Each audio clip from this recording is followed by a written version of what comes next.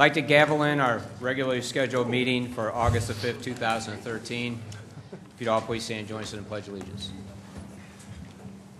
Pledge allegiance to the flag of the United States of America and to the republic for which it stands, one nation, under God, indivisible, with liberty and justice for all. Now, come on. Roll call. Alderman Harper. Here. Alderman Nguyen. Here. Alderman Robertson. Here. Alderman Kramer. Present. Alderman Toohey. Here. Alderman Leahy. Here. Alderwoman Manister. Here. Alderwoman Saunders. Thank you. Next item, approval of the agenda for the regular Board of Alderman meeting for August 5th, 2013. I do have one change, please. If we could move the curb cut request under item 11C, Director of Planning and Development, the curb cut request for 2301 St. Clair and the special use permit for the fireworks display at Brentwood Days. We have moved those up we'll do that as 4D. If I get a motion for that change. I'll make that motion. And second. All in favor say aye. Aye. All opposed? Any changes to the agenda? Alderman Leahy? Your Honor, since we do not have a full board of aldermen for this evening's activity for the two issues for the Boys Hope, Girls Hope, I would like to request to extend the same courtesy that we extended to Alderman Robertson and postpone those actions.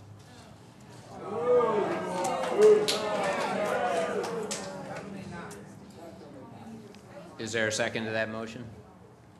I second that motion. Okay. Well, I have already talked to the applicant, and it would be up to them if they would like to extend this to another meeting. I know they've had to do that a couple times already, which has cost them money in order to keep their contracts on the property. So at this time, I would leave it up to the representatives of the applicant whether they would like to postpone this to the next meeting. Okay. The comment, the comment from Brian Hipp, who is the director of Boys Hope, Girls Hope, was for the record that they do not wish to continue this. Alderman Leahy. Does the applicant understand the numerics that go involved in both the passages that we're looking at, and that by absenteeism, it's an automatic negative vote because it requires of the code a 6-vote passage out of the full board, so it automatically has one no vote against it without anybody being here. Well, and it takes 5 votes to win, or for 6 to pass, or 6 to pass for the rezoning. Yeah, so, with an absentee, they've automatically have one no vote against it. Right. The applicant's aware of this. They do. Right. Thank you, Your Honor. Okay. So I have a motion to approve the agenda as amended. Excuse me, you have a first and a second on the motion. All in favor of continuing the hearings on Boys Hope, Girls Hope, say aye. Aye. All opposed? Nay. Let's do that by roll call, just so everyone can see. Roll call, please. Alderman Harper. Yes. Alderman Nguyen. No. Alderman Robertson. No. Alderman Kramer. Yes. Alderman Toohey. No. Alderman Leahy. Yes. Alderwoman Manister. Yes. Your Honor. Well, in essence, that just killed this proposal before the city. Because if the board elects to postpone it and the applicant doesn't wish it to continue, so the motions would die. And I think that's a cop-out on the city's behalf because then they don't have to vote on this issue. No, Your Honor, we're asking to postpone it. We'll have a vote on the issue, but we're extending a courtesy to the board members as we have in the past. No, you're not. It's a cowardly cop-out. Right. Nope. Well, then I think the board made a big error by extending that courtesy to Mr. Robertson for 2 meetings. It's up to the applicant. They had their proposal. They went through all the processes of the city to be here. They deserve to have a vote in public, and this was just a maneuver that just killed that entire issue because they can't afford to keep continuing this project. It's cost them money already. And I can tell you through this process, as embarrassing as it is, I'm pretty sure that elected officials have contacted the property owners, which have hurt in those negotiations to get continuances already. And I think that in order to have a fair, meaningful dialect on this, it should be voted on here, and it shouldn't be some trickery in order to make it just die. Forgive me, Your Honor, but what's the trickery? Well, in the but hospital. still, we extended a courtesy and asked the applicant if they wanted to continue. They want to vote, and we overrode that. Because four of the elected officials said they didn't want to have a vote tonight, that they wanted a continuation. So in essence, that killed it. There's no trickery. It's all There's within also- the procedures, Your Honor. And there's also no vote. Would you please explain to the audience why Mrs. Saunders is not present, please? I don't know. I haven't got any word from her. Did she call you? I heard from Alderwoman Manister that she's in the hospital. She is. She's at And St. she's John's. been in since Since last last night. night.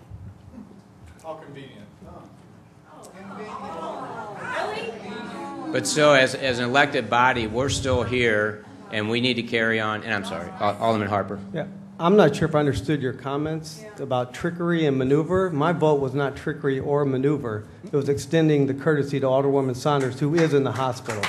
And I'm offended that you would accuse me of some maneuver or trickery.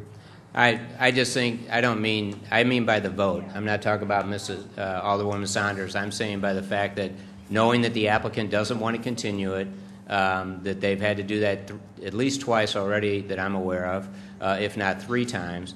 In order to extend it past this date would cost them money again. They would have to renegotiate with the property owners. And that's that part of it. That's not our decision. They wanted to vote tonight. And I think we owe them that.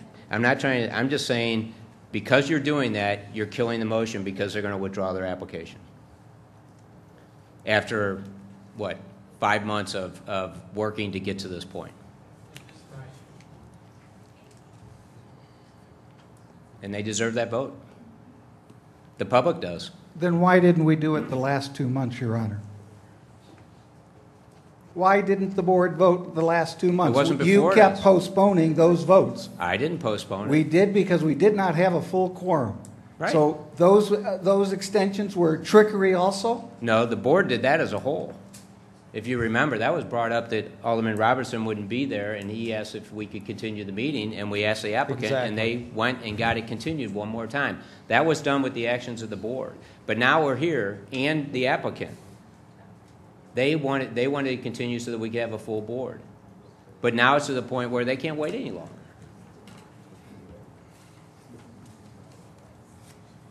And I can tell you, I also know that a number of the, well, at least some of the aldermen have wanted this to be withdrawn anyway so that they wouldn't have to vote on it. And I don't think it's fair, and it's not right. So, is there any motion to continue these 2 items on the agenda tonight? You mean to go ahead and do them? To go ahead forward with them again tonight, to put these back on the agenda instead of postponing them. Yes. I'll second that. Okay.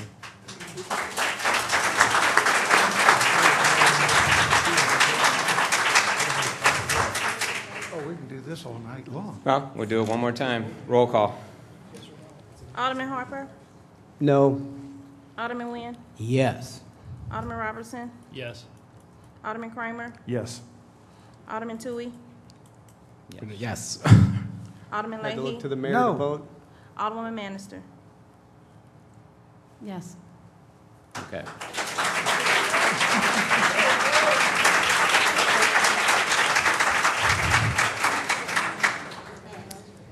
Okay. I have another Next, change to the agenda. excuse me? I have another change to the agenda. Okay. This is item 4, I guess it would be item 4E. We're missing the consideration approval of minutes from the July 30th Special Board of Aldermen workshop. Are they in our packet? Yes. Okay. They are in your packet. They were on. We just Okay. need to amend the agenda. To include those. That would be item 4E. 4F, because E was the curb cuts. That was D, No, I that's thought. D. D? Okay. And what was the date? July 30th, Right. Okay. 5 o'clock, Right. special. Okay. This is to add the July 30th special board of Aldermen or workshop session to the minutes. Is there a second? So moved. All in favor, say aye. Aye. All opposed, motion carries. Now, motion to approve the agenda as amended. So moved, Your Honor. And second? I second. Roll call, please. Alderman Harper? Yes. Alderman Nguyen? Yes. Alderman Robertson? Yes. Alderman Kramer? Yes. Alderman Tui? Yes. Alderman Leahy? No. Alderwoman Bannister? Yes. Okay. Thank you. Next item, consideration and approval of the minutes from the Special Board of Alderman meeting from June 24th, 2013. Any changes?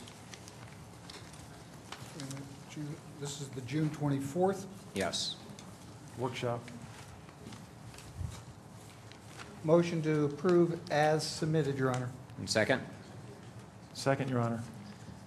All in favor, say aye. Aye. All opposed, motion carries. Abstain. Oh, I'm sorry. Thank you. Next item, consideration and approval of minutes from the July 15th Special Board of Alderman meeting. Any changes? Motion to approve the July 15th minutes as submitted. And second? Second. All in favor, say aye. Aye. All opposed? Abstain. Thank you. Sorry. Next item, item C, approval of the minutes from the regular Board of Alderman from July 15th. Motion to approve as submitted, Your Honor. And second? Second. There's first and second. All in favor, say aye. Aye. All opposed? Abstain. Two abstentions, actually. Alderman Robertson as well. Next item, item D. First, we have a proposal for a curb cut request at 2301 St. Clair. Ellen?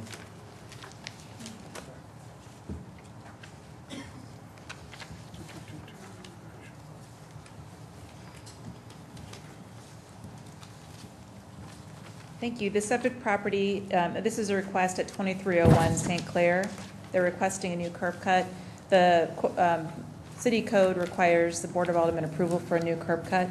And if you remember, a couple of years ago, the city adopted curb cut design standards and criteria to aid the city and staff when they're determining whether or not a new curb cut should be granted. The subject property is a corner lot at the corner of St. Clair and White Avenue. Currently, there's one driveway located on White Avenue. However, the property owner would like to expand their driveway to make it so they'll be able to have a larger driveway for parking their cars, and as they have no garage, and they'd also not need to then park as many of their vehicles on the street. The applicant is here to answer questions, but I would like to mention that staff's recommending approval of the new curb cut per section 25-127B6 of the Brentwood Code. The subject property has greater than 2 times the minimum front yard width required in the B single-family residential zoning district, and the new curb cut will be further away from the intersection than the existing curb cut. Those are both criteria for curb cuts, and so I am recommending approval. Okay. Are there any questions? You have a motion? Motion to approve the request, Your Honor. And second? Second, Your Honor. All in favor, say aye. Aye. All opposed, motion carries. Thank you. Next, we have a special use permit for Mark Weeder Gateway Fireworks Display for Brentwood Days. Ellen, is this just a condition for the fireworks display at Brentwood Days, right? Conditional use permit? Or special use permit, I'm sorry.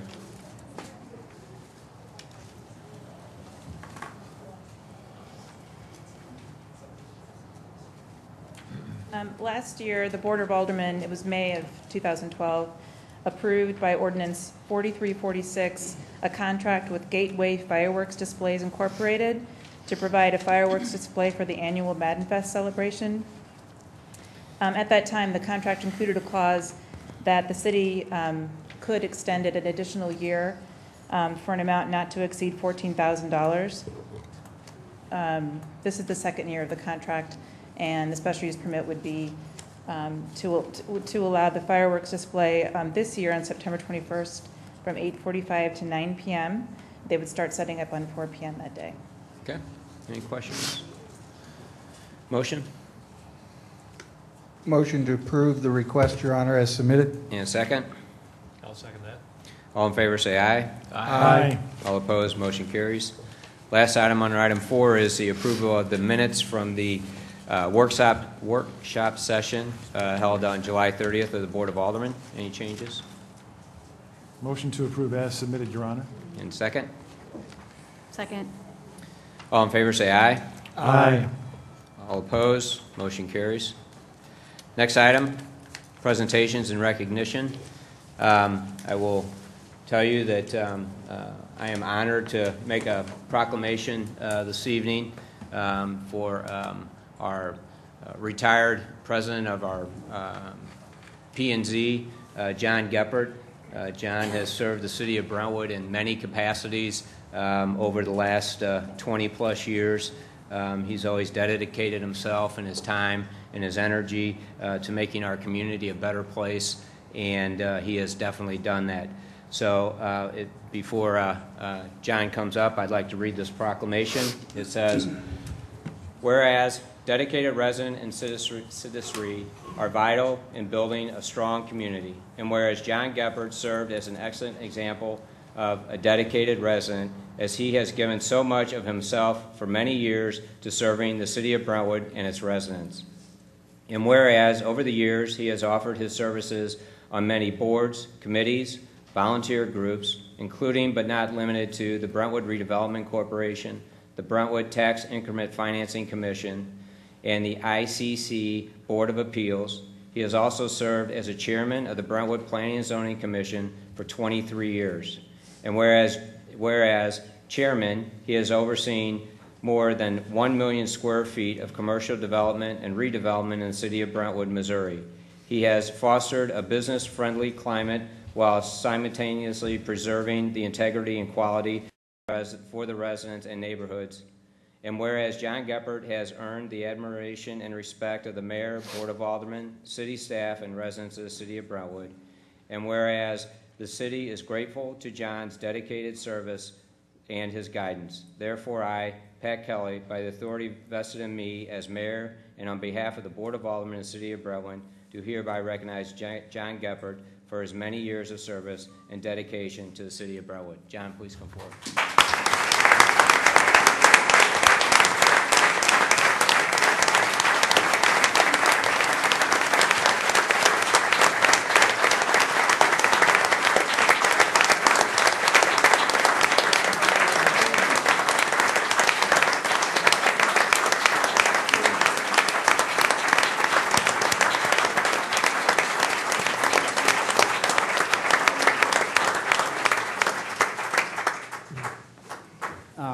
I'm not going to take up much of your time, but I would just simply like to say that I asked very strongly not to receive any recognition of this nature.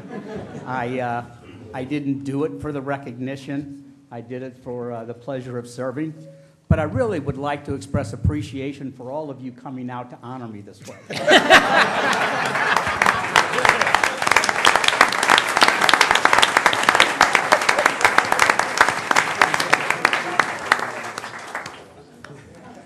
Yeah, we had to start planning this 6 months ago, John.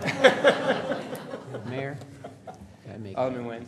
I just want to make a comment back on him when I asked to revive the vote for tonight. I didn't do it to favor anybody. I just think we need to have a right to vote. I think you need to know what we feel. And I've spent enough sleepless nights like everybody else. I like to have this solved. And so that's really the reason I brought it back up. Great, thank you. Next item, item 6, public hearing. We have 2 public hearings this evening. First one I will gavel in. It's a petition for a rezoning amendment to the Brentwood zoning map for 8817 Madge Avenue from B, single-family residential, to D, PD, Planned Development District. Ellen, do you? Oh, I'm sorry, you're over there. I didn't see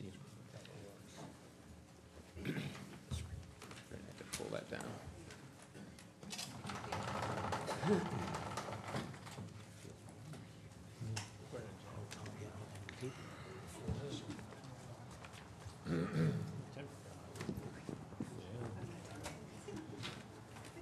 The rezoning request is to rezone 8817 Madge Avenue from B, single-family residential, to PD, planned development, to facilitate the development of a site for a children's home and administrative offices for Boys Hope, Girls Hope, St. Louis.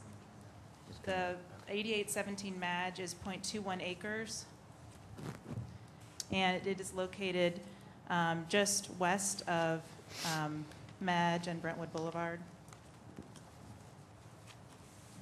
It is the red highlighted parcel here. The petitioner proposes to redevelop both 8817 and 8815 Madge. The parcels combined consist of approximately 75 acres located on Madge, I'm sorry, 0.76 acres. Whoa. If that were true, we would not be here tonight. 0.76 acres located on Madge, just west of Brentwood Boulevard. One parcel, 8815 Madge, is already zoned PD plan development. Boys Hope, Girls Hope is requesting approval for the rezoning of 8817, again, to facilitate the redevelopment of the two parcels for a children's home. The proposed project consists of constructing two-story residential wings connected by a single-story wing to house Boys Hope, Girls Hope administration offices. The residential component will house up to 20 scholars, 10 girls and 10 boys, plus live-in staff. And I should clarify, Mayor, with your approval, I'd like to go ahead and discuss the rezoning and the conditional use permit together. First, with regard to the rezoning request, the surrounding zoning within Brentwood is B, single-family residential to the west and south, and PD plan development to the north and east. The surrounding land uses, which can be considered even more important than the surrounding zoning, are single-family residences across the street to the south and west along Madge Avenue. A multi-tenant office building is located to the north. This is the H&R Block building. And a restaurant, Pasta House Pronto, and retail uses are located to the east along Brentwood Boulevard. A Sprint retail store is located southeast of the subject property. The future land use recommended in the 2006 Brentwood Comprehensive Plan's future land use map for this area is neighborhood mixed use. The stated purpose of this land use designation is to designate areas where the use of land will be reserved for the preservation, expansion, or new construction of neighborhood mixed use projects on individual or multiple parcels in accordance with the regulations of the appropriate zoning districts. The comprehensive plan indicates that such uses may include retail, entertainment, office, residential, civic, cultural, recreation functions. The future land use map depicts land use categories in general terms and is not parcel specific. Its purpose is to provide guidance during future land use deliberations. The Planning and Zoning Commission is recommending approval of the rezoning, and they have considered the comprehensive plan and find that the proposed project and this rezoning request are consistent with the 2006 Brentwood Comprehensive Plan. They also considered impact on neighborhood character. The applicant is requesting rezoning to facilitate development of the children's home. The applicant has attempted to design the proposed building to be compatible with the surrounding neighborhood, as depicted in the application materials and stated in their application. The building is intended to look residential, with the office wing in the middle that is set back from the boys' and girls' wings. The applicant is providing a landscape buffer along the west property line for screening, as well as a 6-foot solid fence. And the proposed building will be further from the home at 8819 Madge than the existing home at 8817 Madge is. Impacts on traffic should also be considered to determine the impact on the proposed project on neighborhood character. The city's traffic engineer, Crawford Bunty Braymeyer, reviewed the project for impacts on traffic and finds that the proposed project will generate very few trips, and as such, impacts on the existing residential street should be minimal to non-existent. CBB recommends a parking supply of 23 spaces, and Boys Hope, Girls Hope is providing 23 spaces on their site. You've been provided with a copy of CBB's May 28, 2013 report that includes a summary of the findings. And in addition, the traffic engineer from CBB is here to answer your questions. Again, the Planning and Zoning Commission, at its June 12, 2013 meeting, recommended approval of the rezoning request. The Commission noted that there was a presumption that needed to be overcome that the property was zoned correctly as B, single-family residential. And they did find that Boys Hope, Girls Hope has overcome this presumption. Specifically, the Commission feels that the evidence provided by the applicant with regards to the sinkhole, which is positioned between 8815 and 8817 Madge, and the cost of that abatement and remediation demonstrate a private detriment consistent with the requirements of the presumption. With regard to the conditional use permit and site plan, prior to the the Planning and Zoning Commission taking a vote on the CUP or the site plan, this application did have to go to the Board of Adjustment for the following variances: a reduction in the 50-foot side yard building setback from the west property line, a reduction in the 25-foot landscape buffer requirement from the west property line, and a reduction in the minimum lot width requirement in the PD district. The Board of Adjustment voted approval of all three variances. The conditional use is to operate a children's home, which is a residential facility to house up to 20 scholars. In presenting any application for a conditional use permit, the burden of proof shall rest with the petitioner to clearly establish the proposed conditional use meets the standards set forth in Section 25-85 of the Brentwood Zoning Code. If the factors listed in that section are not existent, the conditional use permit must be approved. As stated in 2585 of the Brentwood Code, the Board of Aldermen shall approve a conditional use unless it finds that the application and evidence indicate that the proposed conditional use will increase traffic hazards or congestion, will increase fire hazards, will affect the character of the neighborhood, will affect the general welfare of the community, will overtax public utilities, does not comply with all other applicable provisions of this chapter, including performance standards presented in Article 6, Division 6, and the standards of this chapter in regards to yard and setback, parking and loading areas, screening and buffering, refuse, storage, and service areas and signs, will not contribute to and promote the community welfare and convenience at the specific location, will cause injury to the value of neighboring property, does not comply with the city's comprehensive plan or plans for any applicable neighborhood or sector of the city thereof, and other applicable zoning district regulations and provisions of this chapter, will not provide, if applicable, erosion control and on-site stormwater detention in accordance with the standards contained in this chapter, or will not be compatible with the surrounding area and thus will impose a burden or have negative impact on surrounding or adjacent uses or on community facilities or services. At its June 12, 2013 meeting, the Planning and Zoning Commission considered these factors and recommended approval of the site development plan and conditional use permit. I also want to mention that today we received a petition in favor of the application with 525 signatures supporting the application and the rezoning and the CUP.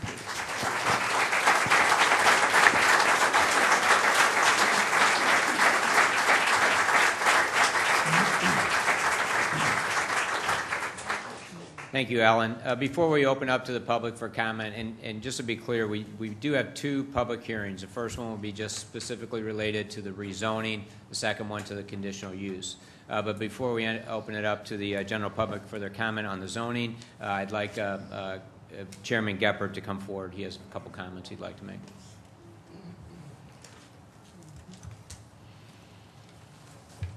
I think Ellen has given a very comprehensive report on our deliberations. I would only like to add one thing, and that is that when you go back and look at the 2006 comprehensive plan, she was right. We did not do a future land use map on a parcel by parcel basis.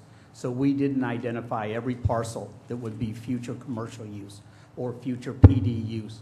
We just simply indicated that the philosophy was that Brentwood Boulevard needed to have a wide enough corridor in order to provide for vibrant redevelopment. And I think at Planning and Zoning, we saw this under the conditions of what's surrounding it to be completely consistent with that planning. Thank you. Thank you.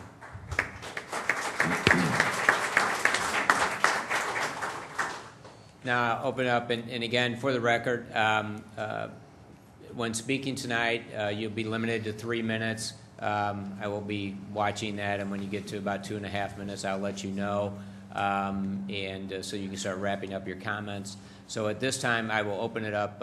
Again, this is specifically related to the rezoning of the single-family residential parcel. Please come forward and give us your name and address. Kathy Thomas, Ward 3, Madge Avenue. Sorry. Kathy Thomas, 9016 Madge Avenue. Good evening to you all. I live on Madge, as you just heard, and I signed the petition to state my opposition to Boys Hope moving onto my street. I deeply regret that decision and can speak for others on Madge who agree that we each signed in haste and have changed our position. My initial opposition was the structure looked too institutional to fit the neighborhood. Boys Hope, Girls Hope addressed that concern, and I'm very pleased with the look of the proposed home. Others were concerned about unruly kids. That has been addressed as well, and there's no concern of that anymore. So did I have any more objections personally? How would it feel to live next door? I stepped out on my porch, and I looked to my left. I saw a house. Impossible to determine the size. I looked to my right, simply a house. I thought about the property values and neighborhood decline and realized, although I'm not in real estate, I'm pretty sure neither Town and Country nor Kirkwood have suffered any problems with property values or tarnished reputations because of Boys Hope's presence in the neighborhood. The more I read, the more I respect the organization. I found their plan and mission brilliant. Apparently it is. In 2011, the Education Policy Institute named them one of the top 10 college access programs in the nation. I recently heard someone say that there is so much discussion because it isn't an easy decision. Here is how I made my easy decision. They are an established organization. They want to add 5 more kids to their program. In order to do that, they need more space, my and my neighbor's space. So does the inconvenience of hearing an extra dump truck take precedence over the lives of 5 children? Is the size of the house next door so intimidating that I'm willing to risk the lives of those same 5 children? Once I broke it down to this, I became embarrassed that I had signed the petition. Despicable me. In closing, Brentwood is not a small town. We are a thriving urban community and one that should embrace this opportunity to enhance the lives of these kids. We can quibble about the pennies lost or spent, but if you break it down and ask, in a nation where 12 million children drop out of high school every year, should we accept a nationally recognized organization that boasts a 74 to 79% graduation rate from college? These children had no other real opportunity to succeed except Boys Hope. To me, this is easy. Yes, please. Thank you.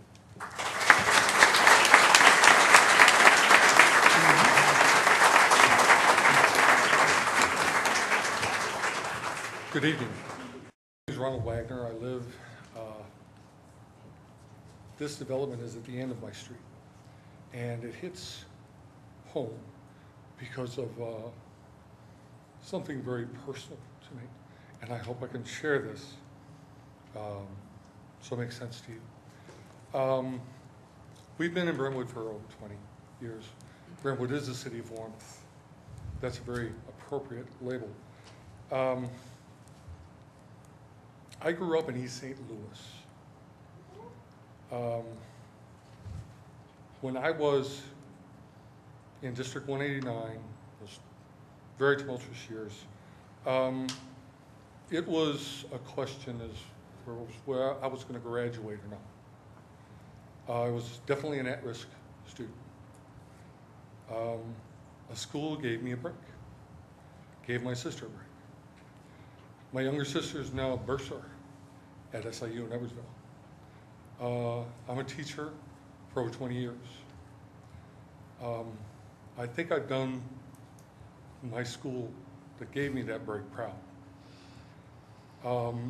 But had I not been able to escape the influences that were around me at the time, I didn't have the tools to make what I have for myself. Now, I've taught at schools, in public schools, where I would be greatly concerned if 20 of them were to move into the end of my street. I've taught in those schools, the classes. I understand the people who signed the petition wanting this to go away. I understand those concerns and fears. If that were the case, I would vote. But Boys Hope, Girls Hope is not a foundation that brings these students in. The students that are characteristic of their program could very well be people that would end up like myself. So I'm here to lobby you to give them a break, because what they need is the structure and the relief from the influences that are around them to be successful. There's very little difference in my own eyes from looking at them and looking at myself. This is not an issue of race.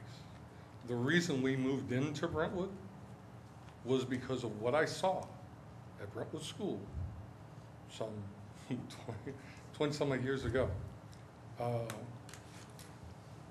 volleyball player, I was coaching there at the time, a senior, walked over and started sitting down during a break with one of my freshmen. I was JV coach. And I learned to turn to the head coach and said, well, she's just one of those special people. I said, no, that's Brentwood. And as I looked further, it was indeed characteristic of the kids that are raised by the residents of Brentwood. This is a crown that we need to share.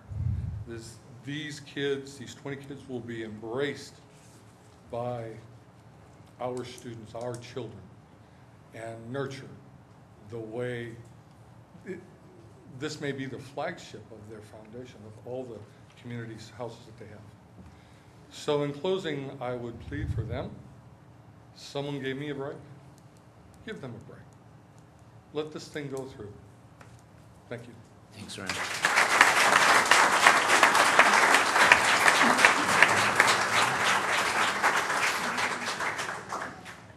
Good evening. My name is Jenny Testa. My husband, John, and my two sons, Leo and Anthony, live at 2001 St. Clair Avenue. We have been residents of Brentwood for over 12 years, and we strongly support Boys Hope, Girls Hope in Brentwood. It represents several of the core values our family believes in: helping others and commitment to our community. I have been asked to read this letter by Jennifer Everett this evening, a resident on Madge Avenue.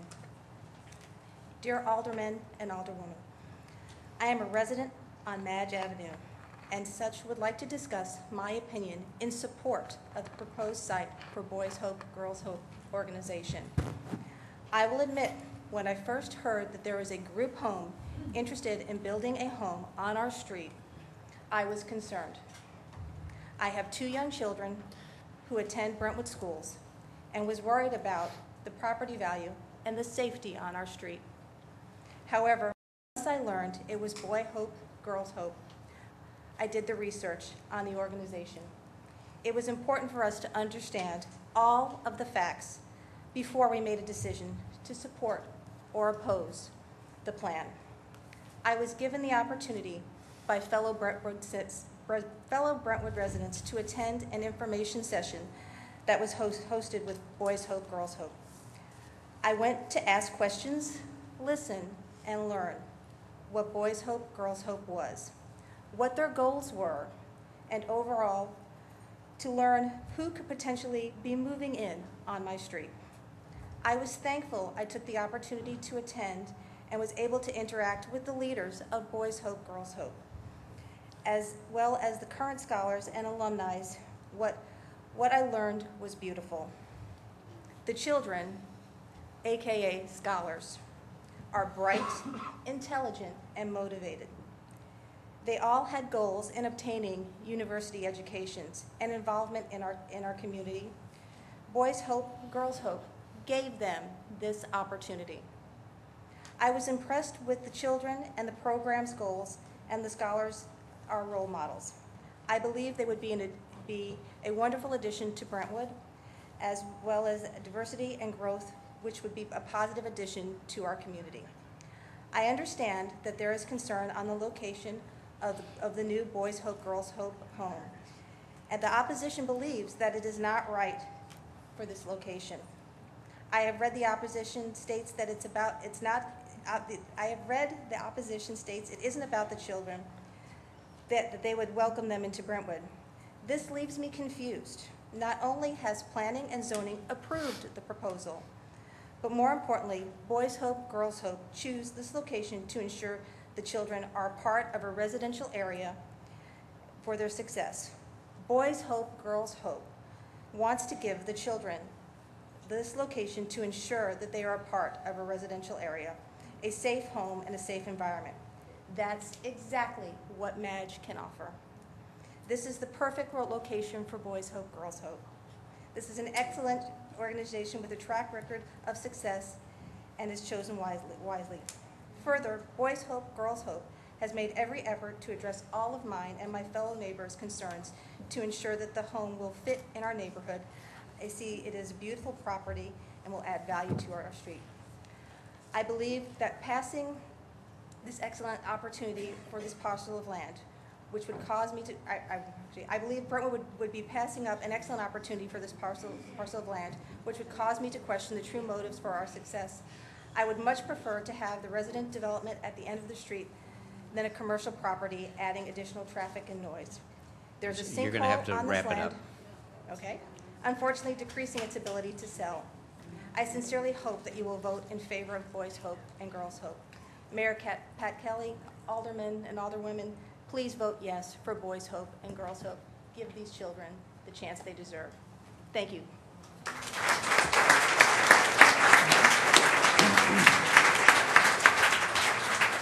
Evening, residents.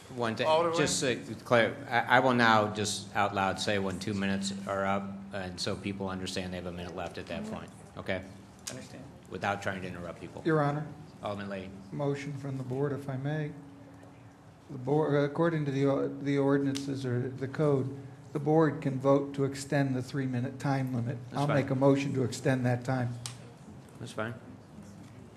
Too many people. Brentwood residents, Alderman, Alderwoman, Mayor, good evening. My name is Carl Hesse. I'm sorry about that. My name is Carl Hesse. I live at 9132 Madge Avenue. You guys are probably familiar with someone very famous, a physicist named Albert Einstein. He had made some profound impact on our culture and our world. He had a phrase that pretty much goes with just about every situation. His phrase was, quote, "Peace cannot be held by force. It is achieved through understanding." There has been a lot of misunderstanding running through Brentwood about Boys Hope, Girls Hope. I, as a concerned resident on Madge, wanted to get the facts. I talked to family, checked online, visited the boys and girls' homes personally, and met the scholars. Talked to alumni and students in the program. Everyone had good things to say about Boys Hope, Girls Hope. It will not bring bad elements to the neighborhood. These are good children and deserve a chance. They work hard and will make something of themselves. Some of them may graduate and go to college and have a career and may buy a house in Brentwood and be a resident. Or they may even be employed by the city of Brentwood. Brentwood is a great town for Boys Hope, Girls Hope to make their home. City of Brentwood's slogan is City of Warmth. Can Brentwood make this claim? Please vote for Boys Hope, Girls Hope. They deserve a chance. Thank you.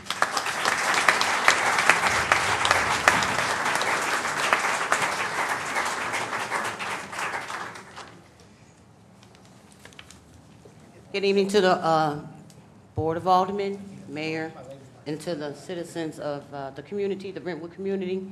My name is Joanne Reynolds. I live at 808 Wakefield Drive, Apartment D in Rolla, Missouri.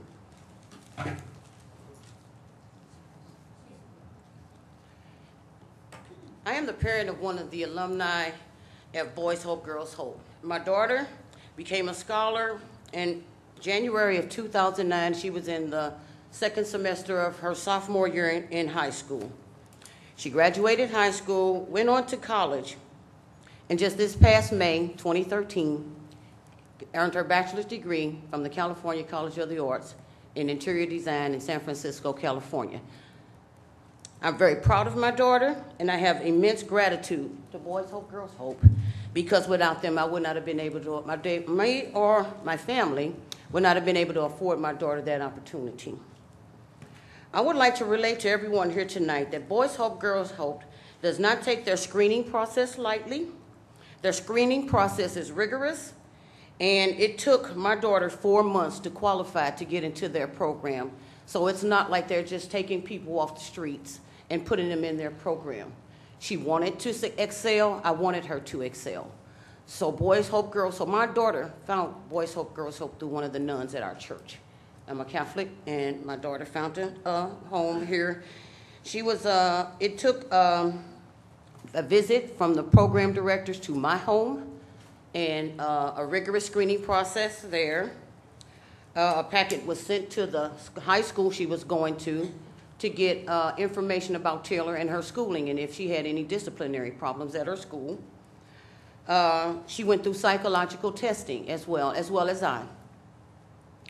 After she moved into the house, she continued on with her schooling.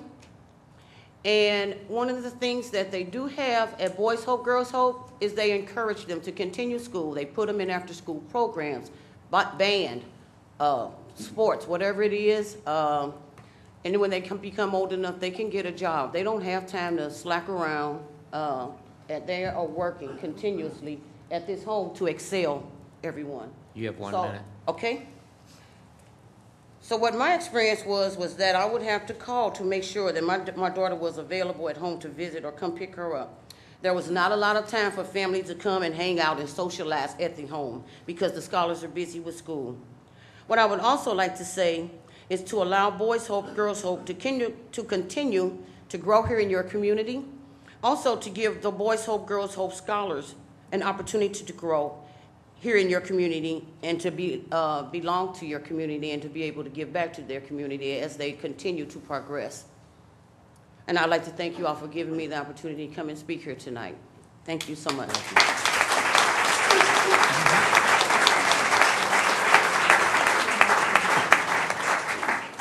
I'll make this quick. My name is Mark DeLauren. I own 2 homes on Madge Avenue, 9131 and 9135 Madge. Before I attended any of these meetings, I've been to several since then, I signed the petition against it, and I, like Kathy, am ashamed that I let my mind take the idea of a group home, troubled kids, kids hanging out at the end of the block at all hours of the night. I basically jumped to a conclusion before I knew any of the facts. And I came from a family where education was very important, and I liken this to a residence hall for a scholastic academy that provides meals and nourishment and a place to live, and I think it would be a welcome addition to our street. I've driven by the empty blue house there for the last 7 years, wondering what's ever going to happen to it, and I just wanted to give my support. Thank you.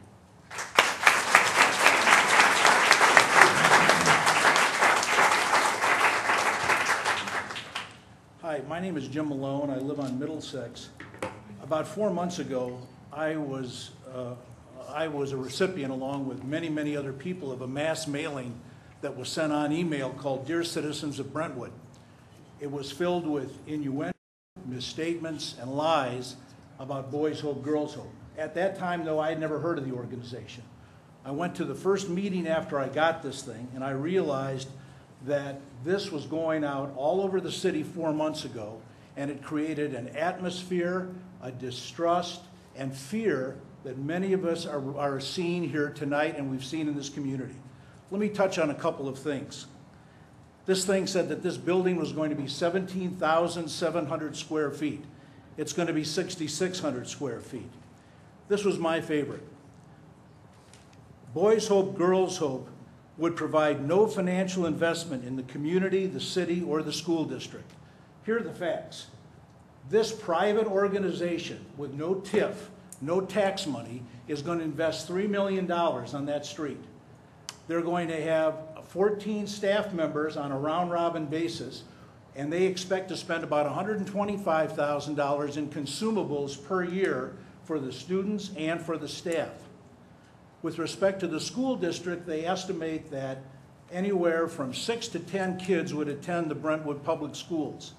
Right now, those two homes at 8815 and 8817, about $2,000 of their property taxes go to the school district. Using the money that would come from these children's homeschool districts, Brentwood would get somewhere between $45,000 and $70,000 to basically take 1 to 1.5 kids per year, per class, between 6th grade and senior year of high school.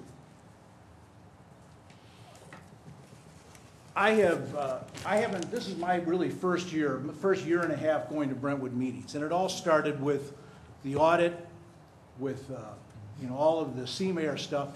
And what I've seen here is there's been a lot of mistrust and a lot of fear, I think, and anger. I have realized that if we're going to move ahead, as Auditor Schweik said, we can do it. We've got the people here to do it. But we've got to start pulling together. We can't simply say we're going to vote against something because maybe the mayor is in favor of it, or we're going to vote against something because this alderman or this alderwoman is for it or against it. We've got to start thinking about what's right for this community. This is a huge, huge step for this community. We've got people all over the media looking, are we going to step up to the plate here? You know what is the right thing here. Every one of you know it. Let's do it. And you know what? We're going to remember the people that stood for Boys Hope, Girls Hope. We're going to remember it in elections, and we're going to remember it from now on. Let's get Brentwood pulling together.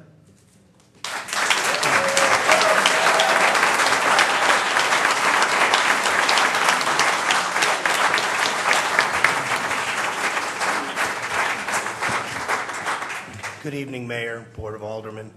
My name is David Carney. I live in Town and Country. I was the mayor and a Board of Aldermen member for 13 years. During my term as alderman, Boys Hope came to Town and Country to discuss building the home on Conway. That's 6 blocks from where I live. We were skeptical. They were welcomed.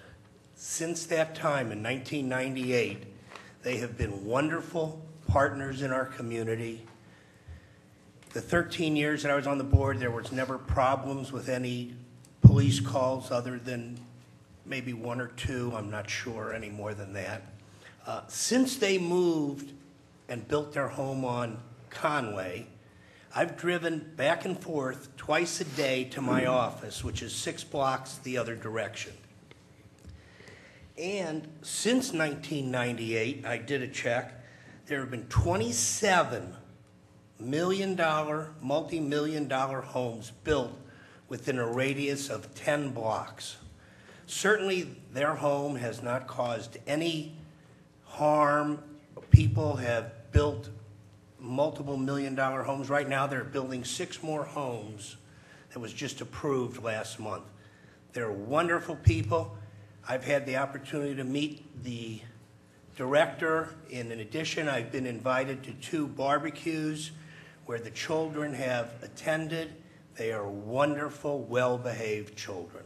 I encourage you all, welcome them to your community. The kids are wonderful. The staff is incredible. Thank you. Thank you.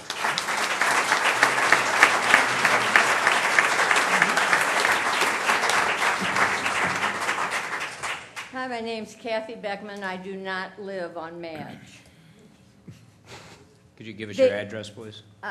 East Swan Circle. The motion in here is wonderful. I have no doubt that Boys Hope, Girls Hope is a great institution. My problem is if you look at this based on the laws and the codes and the ordinances that were put together for Brentwood, you're rezoning without a 1 acre minimum. just to hear that there's 6,600 square feet and you're putting 20 kids in there cannot be right. I heard it was 15,000 to 16,000 for the entire building. The Kimberly building is 17,000, and when you look at that, and I don't care how you maneuver this institution on Madge, I do not think it fits. It's too big, and it's too big for the area, and it's too small for 20 teenagers. I have no doubt about the counselors and the administration. First of all, I don't really care who lives in this house or this huge building. That's not the issue. And that's what everybody wants to talk about, how wonderful they are. That's great. I hope they stay in Brentwood, but not on Madge. The other thing, when you even talk about resale, from what I understand, all of these homes are homes that have been in different areas. They're residential homes.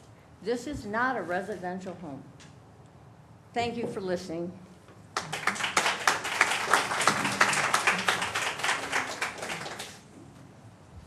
Good evening, Your Honor, Alderman. My name is Don Gunn. I'm an attorney, and I want to give you a little historical background. I represented Boys Hope, Girls Hope back in 1977 when we got our first home, group home, in St. Louis, right off Oakland Boulevard.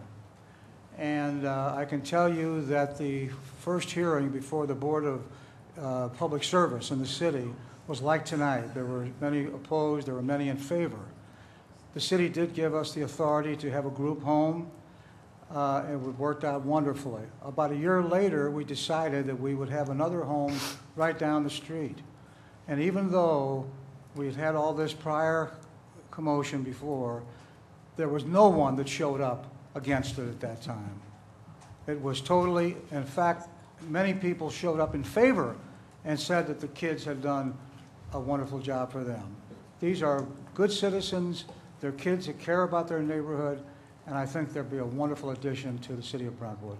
I would appreciate it if you'd vote in favor. Thank you. Thank you.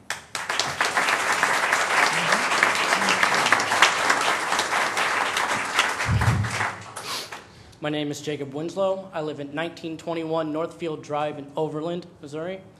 I am a BHGH collegiate scholar. I entered the program in 2007 in May. To give you a little background, my mother's disabled. My dad's been out of the picture for over a decade, or close to it.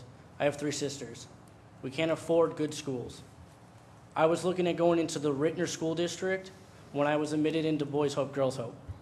Instead of going to Rittner, I ended up at DeSmet Jesuit High School in Creve Coeur. It was 3 of the best years of my life, and I got an education that got me somewhere. I'm currently at Bradley University as a theater arts production major.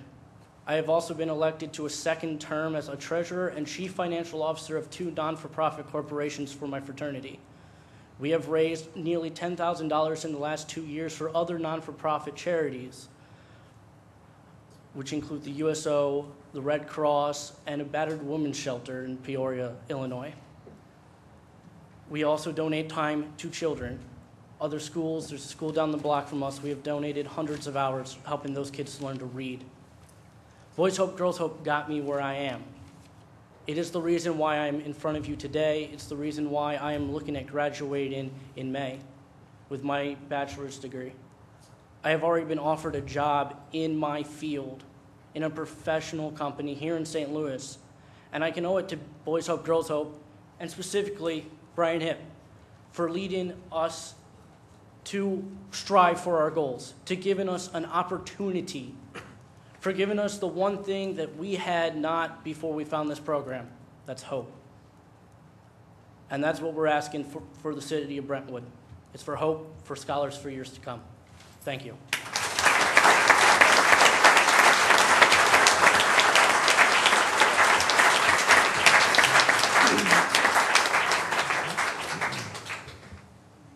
Good evening. My name is Kim Selig, and I live with my husband, Eric, and 3 daughters, Dina, Ellie, and Carly, at 8711 Rosalie. I'm here to voice my and my family's support for Boys Hope, Girls Hope to build in Brentwood. My older daughters attended Mark Twain, and Carly, our youngest, will start kindergarten there this fall. She'll have the same kindergarten teacher as her sisters, which is one of the many things that I love about Brentwood. I feel Brentwood has so much to offer, an amazing sense of community, easy accessibility, and a gem of a school district. Small class sizes, but high expectations, kind and compassionate faculty, and an exceptional student body. That said, my older daughters have also experienced the downside of attending a small school. They are the only Jewish students in their classes, and a few of their classmates have said hurtful things to them. I believe more out of ignorance than from mean-spiritedness. In the end, this has probably made them stronger, taught them how to stand up for themselves, for each other, and their classmates, but at what price? While thinking about what to say tonight, I thought about Dina and Ellie, that it's very sad that they've had to defend themselves for who they are, but also important that they felt safe enough to do so. In my mind, it's not so different for the kids in Boys Hope, Girls Hope, having to defend themselves for who they are, regardless of how hard they work to succeed and overcome obstacles. Dina and Ellie have felt safe enough to stand up for themselves and others, and I contribute much of this to growing up in Brentwood. But not all kids have the family or community support that they need. I've spent much of my career as a social worker in pediatric healthcare settings, both at St. Louis Children's Hospital and Cardinal Glennon. One of the many things I've learned over the years is that kids really want to succeed and to grow in every way possible, intellectually, physically, socially, and spiritually. Unfortunately, some kids face challenges that are beyond their control, that place barriers to their success. But even in the most vulnerable situations, one caring neighbor, teacher, or a whole group of individuals like the staff and volunteers at Boys Hope, Girls Hope can make the difference and help kids pave the road to success. I've read the literature about this project, pro and con, talked with other residents, met with Brian Hipp, and I firmly believe in Boys Hope, Girls Hope, and fully support their move to Brentwood. I believe it's an amazing opportunity for our community, an opportunity to welcome and embrace an awesome group of kids and organization, an opportunity to grow and learn as neighbors and classmates in a city, an opportunity to build inclusive, trusting relationships, and an opportunity for us all to shine. Thank you.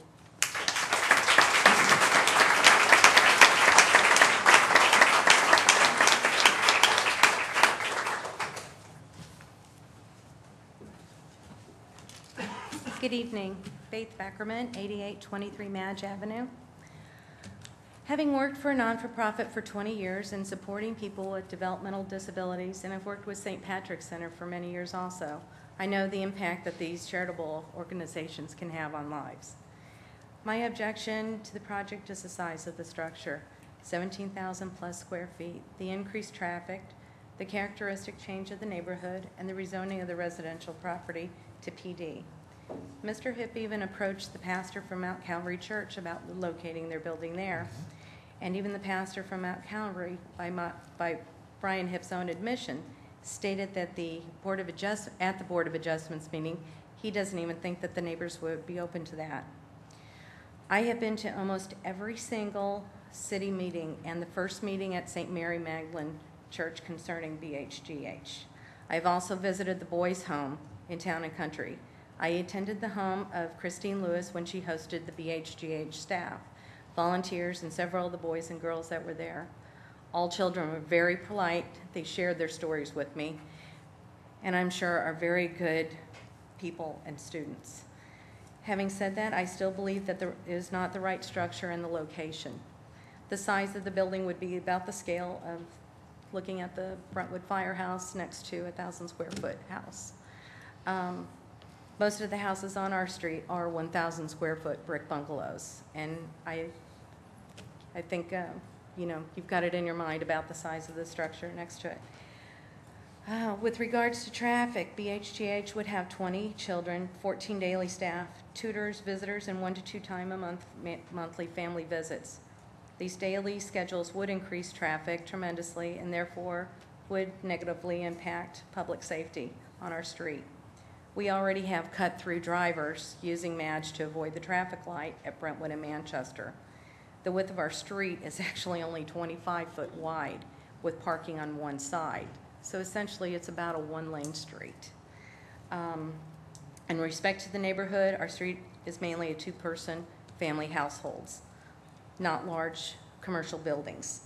The project just doesn't blend into the mix, housing 20 teenagers and 14 staff. In regards to rezoning, we have 1 acre in planned development on Madge. If they take the one house in residential, what would stop them from doing this on other streets, such as Pine and White, or expanding their building and reducing Brentwood's residential area even further? By allowing them to take and rezone the residential on Madge, a bad precedence, I believe, is set. And I just want to thank you for your time, and it's been a long journey, so thank you. Thank you.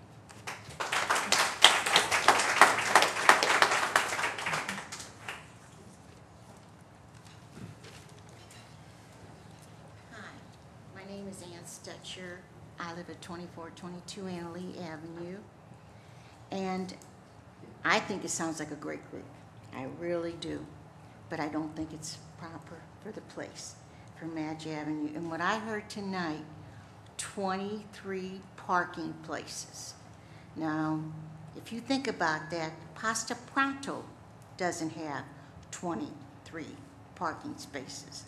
So you're talking, they say there's not going to affect the traffic. It has to affect the traffic.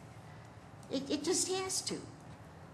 You're having the size of the building, if it's not going to be larger than they say, why do they need 23 parking spaces? It just doesn't fit in Madge. It just doesn't. And I, you know, like I said, I think it sounds like a wonderful, wonderful organization, but just doesn't belong in that place. And it is going to hurt our property value. I live right across down the street. It's going to hurt it. There's no doubt about it. You know, it's just going to hurt. But my main point is, it's just not proper for Brentwood on the edge. Thank you.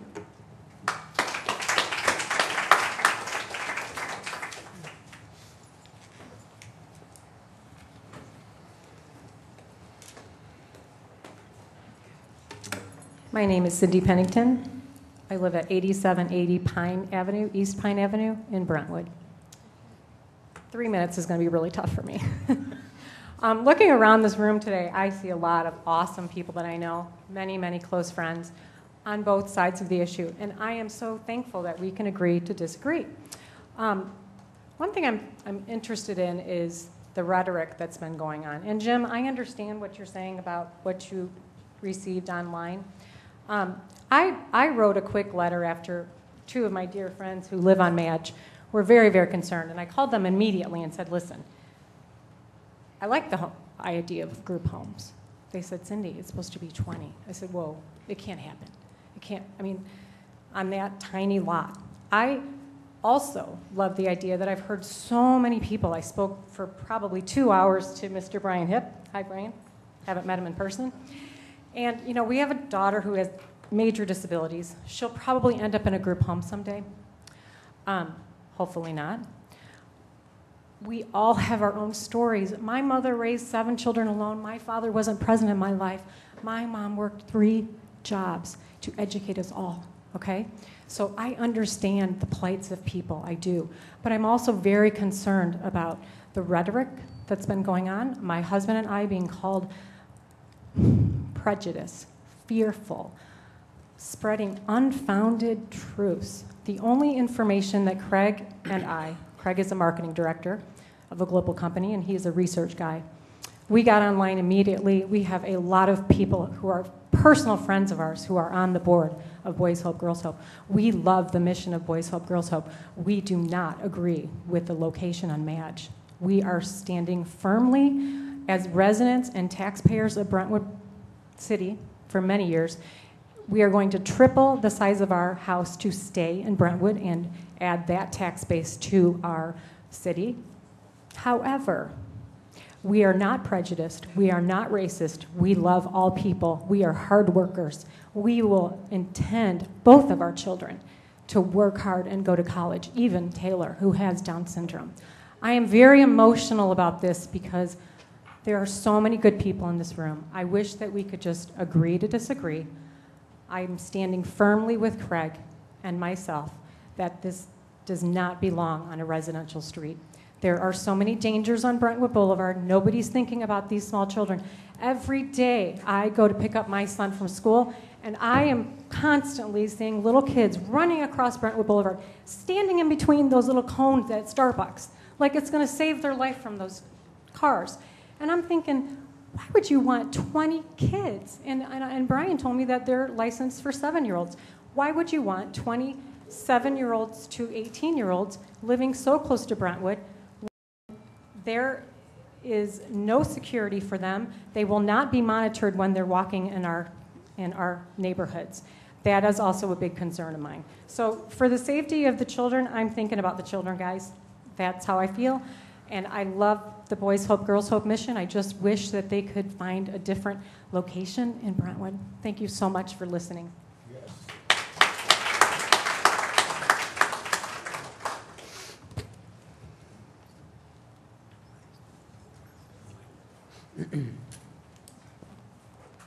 Hi, I'm Catherine Giannetti. I live at 8819 Lawn Avenue. I've been there for about 16 years. I think it sounds like most of the people who looked at the information on this plan realize that this program is a successful program and it supports a dire need in the community. So the issue is not with the group home itself. The issue is with the proposed plan. As with many projects in Brentwood, it is about encroaching into our neighborhoods, allowing multiple variances and changes of codes to accommodate businesses at the expense of the residents of Brentwood. To say that this plan would not have a negative impact on the local neighborhood is ridiculous. Traffic, parking, noise, food, and trash smells. A few examples of poor planning of development in Brentwood I'd like to point out, because just because the Board of Aldermen in Planning and Zoning has approved it doesn't necessarily make it a good idea. Starbucks. I love Starbucks. I drink it all the time. I will not go to that Starbucks because of the traffic situation in there. If you are going southbound on Brentwood, how do you get into the drive-thru at Starbucks? Anybody? What's the route? What you do, you can go to the stoplight, but you can't get to the drive-thru. You end up parallel going the wrong direction. There is no plan for that. It was a ridiculous plan. I don't know what designer came up with that, but you all approved it on top of it. Ridiculous. The only way, if you're going southbound on Brentwood Boulevard, to get into the drive-thru at Starbucks is that you have to travel or park on another business in that area, or you have to encroach again into the residential area, or better yet, you make a U-turn on Brentwood Boulevard right after those orange cones. There's signs everywhere that says don't do it, but everybody does it. Go up there and sit up there for an hour. It is ridiculous, but yet it was approved. I live on Lawn Avenue. When O.B. Clark's moved in there, we kind of had this same situation. I like the O'Brien family. I have Joe's cell phone. Our sons are friends. It's not about the O'Briens if they're a good family or not. Once again, it was about the plan and the changes of ordinances. At that time, this one like blew me away, but what the city did is they changed a code to allow a bar to be closer to a church, to allow O.B. Clark's to move in there. Most places, I think, have 350 feet or so. I think in Brentwood, what do we have, 150? And that was to accommodate O.B. Clark's moving. I don't think that was really a wise choice. Other variants and changes were also allowed with that. And I do have problems. I think Ellen indicated that problems and noise and things were not an issue and all was copacetic in the O.B. Clark's world. But it is a problem, and it's a recurring problem. There is noise all the time. 2 a.m., I'm woken up. I call the police. They come, they check it out. The police officer comes to me and says, "Ma'am, they were just leaving." I'm like, really? Because I'm waking up at 2 a.m., I'm standing out here in my pajamas. No police report. Joe O'Brien calls me the next day, great guy, to apologize. And what he says is, oh, well, they were teachers celebrating their last day. Well, now I'm really scared because those are the inconsiderate people who are teaching kids. Don't you know it's 2 a.m.? There's a residential neighborhood here. So really the point is that once again in Brentwood, the city officials are putting businesses before the residents, encroaching physically into the neighborhood. They're adding traffic, adding parking issues, noise, smell, disregarding residents' concerns, disregarding adjoining property values, and the quality of life. The residents, I'll speak for myself, I'm not a child hater. It sounds like a perfect program. I love social programs. I like the O'Brien family. I love Starbucks coffee, but those plans were all horrible. So I think what you need to do is maybe consider the parcel of land that is there and what they want to put there, and maybe tweak it a little bit or do something a little bit different, because that does not fit on that piece of property. Thank you.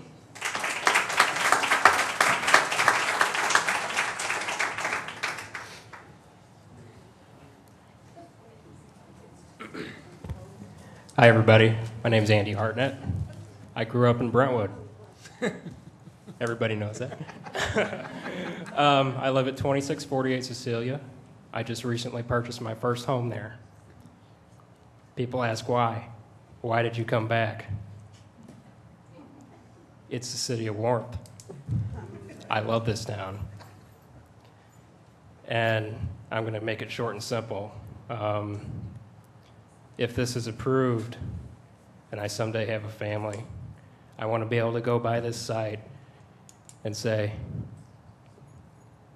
this was approved because Brentwood is a city of warmth and we give kids an opportunity to thrive. Thank you.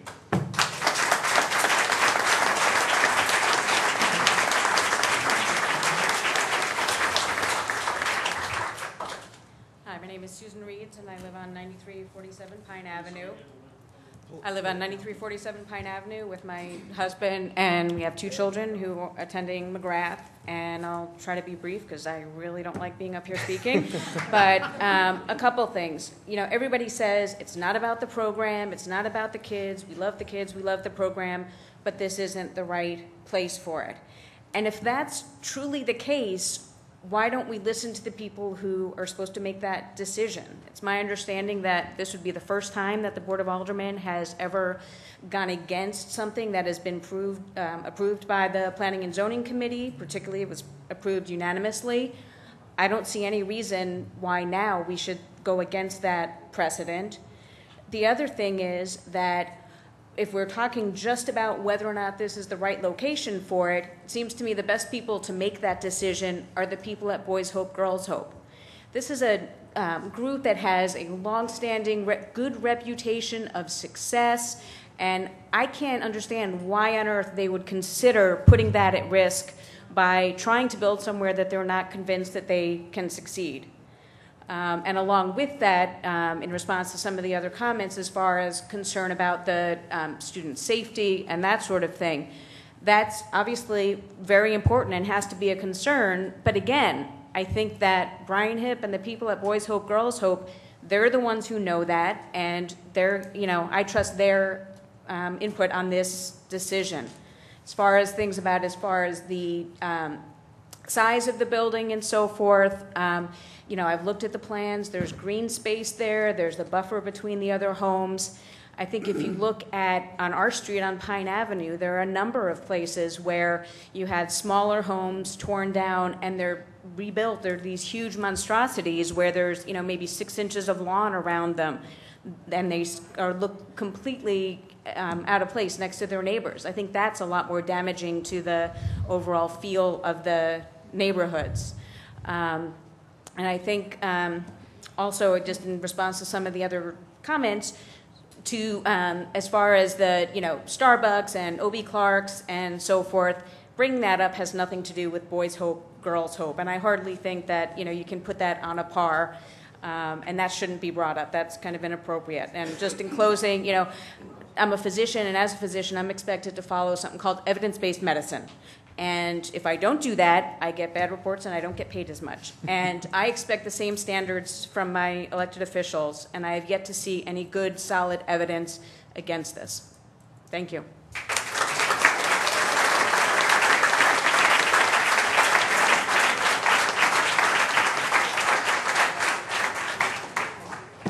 I'm Don Beimdick. I live in Brentwood, 33 Sussex Drive. I spent 2 years of my life as chairman of the Brentwood Comprehensive Plan Committee. The plan that we approved and recommended to the Zoning and Planning Commission, which Mr. Gephardt chaired, was recommended to this board in October of 2006. This board appreciated the work that went into this. We had neighborhood meetings. We had people come to tell us what they thought was the best future for this city. And we documented what the input from all of these people were. And I hope all of you who are speaking about what's good and bad for Brentwood have read this. It's available downstairs in the library, and I think they have more than one copy. There are some abstracts of it on the internet. But this plan was intentionally developed to avoid the question of what should we do? What should we do? I sent a memo to this board, and for the benefit of those of you who are here this evening, I just want to tell you what I told the board, that the future land use plan for the north side of Madge, west of Brentwood, all of the way west to the rear yard lines for residences on the east side of Annalee, is recommended for neighborhood mixed use. And you can look in the plan to see, well, what does neighborhood mixed use mean? This is some of the things it could be. A convenience retail store, personal and business services, offices, upper floor multifamily residential, civic functions, religious institutions, and schools. Those are all big buildings. And this plan had part of Madge,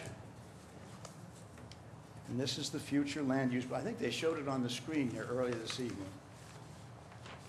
But this is the plan, and this is Madge right there. And you can see the pink in the distance that goes. So what is being proposed to you tonight was developed after intensive study, professionals, land use planners, then your Planning and Zoning Commission, and then this board approved it. So I don't think this board should have any difficulty accepting the recommendation of your Planning and Zoning Commission, which has found that the plan is consistent with this, because Boys Hope and Girls Hope fit into a neighborhood mixed use, and that's what's going to make our town exciting and interesting. Mixed uses make for variety and for a healthy city with different kinds of people all going in the same direction, which is to get a good education and improve our lives for the world. Thank you, and I encourage you to vote for it.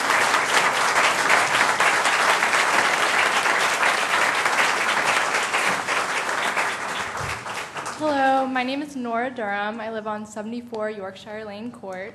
I recently graduated from Brentwood High School in May, and when I look back and reflect on my life here in Brentwood, I feel that I have been privileged to have grown up in a community such as this.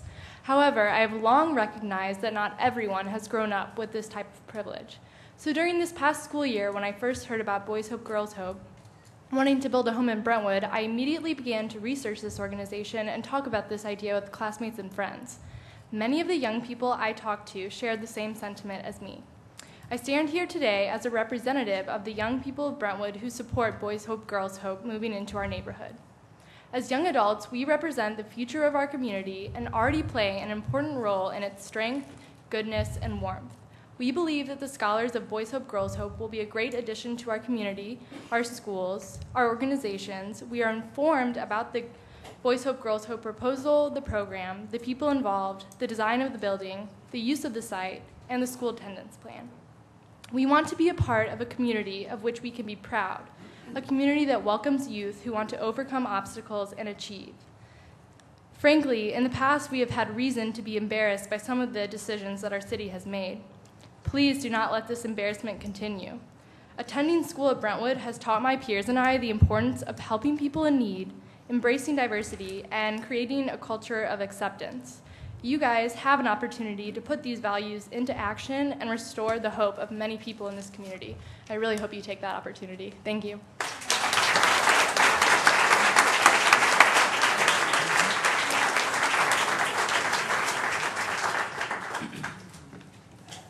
I'm Steve. This is Mary Jo Lockmiller. We live at 8831 Madge. I had all this technical stuff. I thought we were going to talk about rezoning and conditional use and everything. So if you just bear with me, I'd just like to tell you my life story here in Brentwood. Been living here about 30 years. Moved into Brentwood Forest after graduating from college. You know, Tom and Patrick, you represent a great area over there in Brentwood Forest. You know, Tom, you're in real estate. It's all about location, location, location. And we lived there for about a year or two, married Joe, and started looking for a house in Brentwood, like many people probably in this room did. Found one on Madge, 8831 Madge. It's Keith. It's in your ward. It's in your ward too, Andy.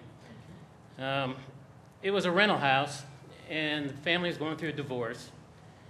And Brentwood had 63 building violations against it, 4 pages long. So we spent our evenings and weekends fixing up that house before we moved into it, before we even bought it. We've been there now 20 years next month. I've raised 3 daughters there. And the house was built in 1920, and it'll soon be 100 years old. I'm telling you this because Brentwood is my hometown. I would not want to live anywhere else. We have a great location, we have great schools, we're convenience to retail and low cost of living. However, for me, this has changed with the announcement of the group home going in down our street. My wildest dreams, I never thought we'd go through a fight like this with our city. Madge is a small street, it has small homes. It's not York Village, it's not like some areas of Pine and White, but we are residents of the community too. We do not deserve to have to look every day at the size of this structure that will be down at the end of our street. And you can't tell me there won't be an increase in traffic when you've got 20 residents and 14 full-time staff coming in and out of that building. Anthony, as you know, you've got a group home in your ward. But by its design, you can drive right by it and not even realize it's there. The proposed building that's going to go in at the end of our block, it does not fit the scale of our neighborhood.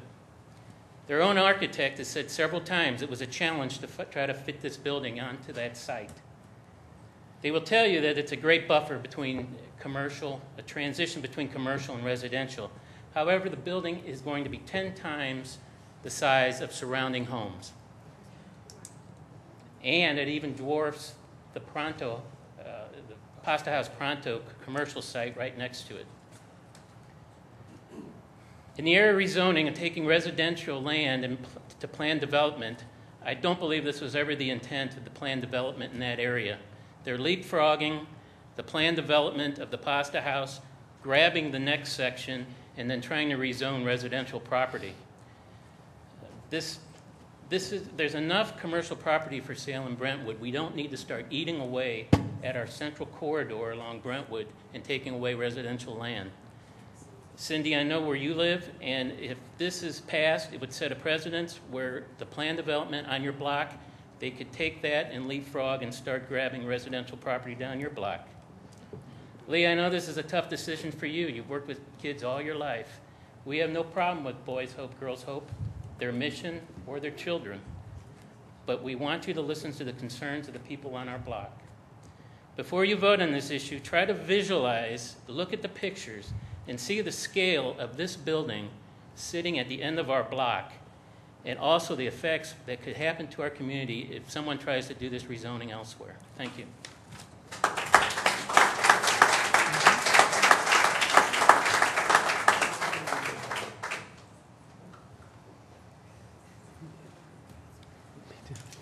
Susan Ryan, Pine. I struggle with all of what is being said here. I have no issue with Boys Hope, Girls Hope. I struggle, and it is important that all of Brentwood recognize that your residential homes, as another individual on Pine said, the large-scale residential homes. I had a residential home built next to me that was excessive in scale, intrusive, and claustrophobic. They weren't required to put up any fence, any landscaping, anything to a buffer to our home. It was my first home.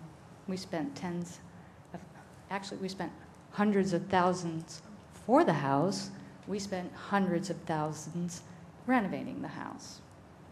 And yet our codes and our laws for the residential also allow such a huge scale. That's 5 feet from my home. 5 feet. Boys Hope, Girls Hope. I followed this very closely because of the concerns that I had, and I'm certain you all are aware. I followed this very closely because I wanted to ensure that consideration was given to the neighborhood. I understand and I respect the Madge people immensely. I also respect Boys Hope, Girls Hope for the energy that they put into it to try and blend it into the neighborhood. I believe that they were already good neighbors in that effort. It is 50 feet away from the nearest home. They have done an extensive job of landscaping. They have done an extensive job of fencing. I would like the neighbors, all of Brentwood's citizens, to recognize that our ARB allows intrusive homes right next to you. So I think that we need to be careful when we say that we would want a residential home versus someone who has proven to already be a good neighbor. We all have homes. We all come home and want our home to be our sanctuary, to enjoy our home, and not allow builds even in residential areas.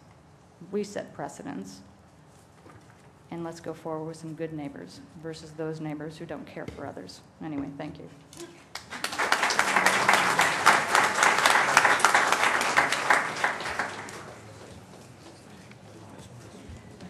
Hello, my name's Fred Roush. My address is 2443 Anna Lee. The reason and purpose for my talking today is to share with you an experience that you've already experienced. That's with the city of Brentwood. Did have my house at 2443, and they ran it as a daycare, a senior citizen center, a youth center, and a civic center adjustment for the city of Brentwood. You had swing sets, seesaws, and all kinds of equipment, sandboxes. You had exit signs above the doors of my home. You had no bathtub because you were required to take it out because you can't have a bathtub in a schoolhouse. I tried. The city was under pressure from all the people in the neighborhood. The pressure was because there wasn't enough parking. There were not enough people. The people of the city said no because it was causing them conflict and consternation and trying to be able to make and break and get the kids and come and go. My driveway, as currently as before, can only house 7 cars unless you park on the upper level, and then you can probably get about 18 or 19 cars on it. But the city of Brentwood had a problem because neighbors said, "Get out, we're tired of having you." You guys said, "Hey, we've got to move." And that's what you did. You moved it. And what has happened is that you had problems because I wanted to have it as residence. But I couldn't have it as residence because I couldn't live there. And I couldn't live there because it didn't have a bathtub. Oh, I'll get a bathtub put in, even before I own it. City said, that's great. Tom Diven made it go through the city without a problem. He says, don't worry, I'll get it through, if you remember Tom Diven. So that's what you did. You had a little bit of a conflict with it, but he worked it through. There are going to be a lot of conflicts. So I was going to have the bathtub put in, but in order for me to do that, even before I owned it, because the city said I had to use it as residence, not commercial. So then I went to put the bathtub in, but they said that I couldn't do it. The city said I couldn't do it unless I got insurance, because I can't have workers work on the property without me having some sort of insurance. So I went to get insurance, but you can't get insurance on something you problems, and I went back hundreds of times. And councilmen, aldermen, city members, y'all spent a lot of time with me, and it was a real problem. If you guys want some more conflict, I'm in favor. I went to Boys Hope, Girls Hope, and I saw them, and I think it's a good organization. But I'll tell you what, you're going to have a lot of concerns. There are going to be a lot of difficulties, and while it's a good program, you're going to have to pay for it. What's going to happen is all the people are going to pay for it also.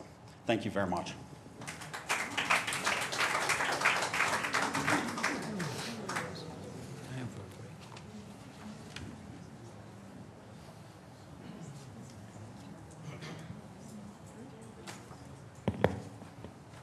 Aldermen, women, my name is Brad Schneider. I live on 8909 Cardinal Terrace. I've lived there for almost 7 years, and I recently got engaged. My girlfriend and I have been talking about the future, talking about kids. She moved in, and she doesn't want to look anywhere else but Brentwood. When it's time for us to buy a home, this is where we want to be. And the question is not, what kind of house are we going to have to look at?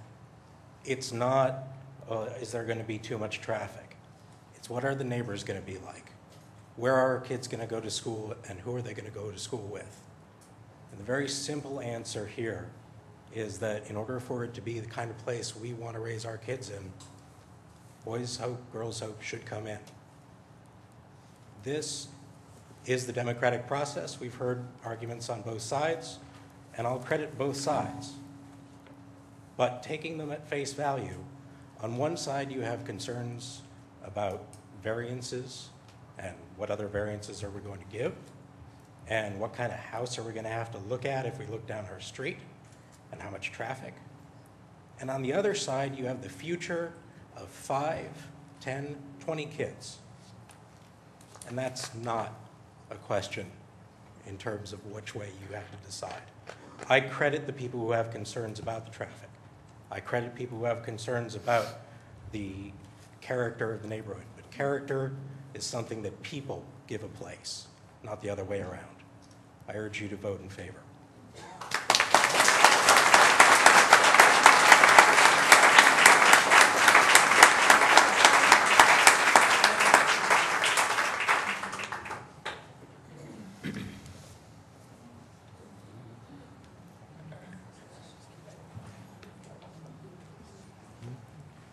My name is Louise Charbonneau. I live at 8833 Madge. It's been a long, arduous fight here.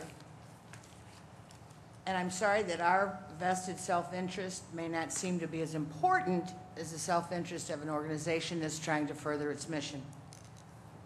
On March 18th, 4.5 long months ago, the residents of Madge Avenue and its environs were invited to an informational meeting to learn about Boys Hope and its plan to build a residential facility on their property at 8815 Madge. The meeting's purpose seemed to us an attempt to sell the group's charitable message. Other than the architect's rendering of an outsized structure, details of the actual building and its site use were scant. Within days, crews were seen to be surveying the additional property at 8817, and soon the group also had an option on this property. This further encroachment into the neighborhood triggered our decision to petition our elected officials on this issue. We're probably too dumb to know that you can't fight City Hall. One of our issues on our petition was economic loss to the taxing entities in our area. It's been repeatedly pointed out, even pointed out tonight, that the two properties that are in contention, including the property to be rezoned, pay maybe $4,000 in real estate taxes. I finally did the math. Supposed taxable commercial building, fair market value of $1 million. Only $1 million, not 3, not 10, whatever might end up down there if we followed through with the 300-foot deep depth for the eventual neighborhood mixed use, which Mr. Beimdick talked about. We've seen the map where it extends 300 feet, goes all the way back to the backyards that face on Annalee on the east side of the street. But that seems to me that that would be under an eminent domain.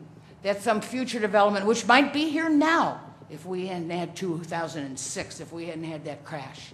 But it sure isn't here now, and it may not ever come. And in that interim, we need to protect what we've got. So we've got our $1 million building, we've got a 32% assessment rate because that's what you do with commercial. Now we've got a $320,000 assessed valuation. For 2012, Brentwood's combined rate is 0.0823.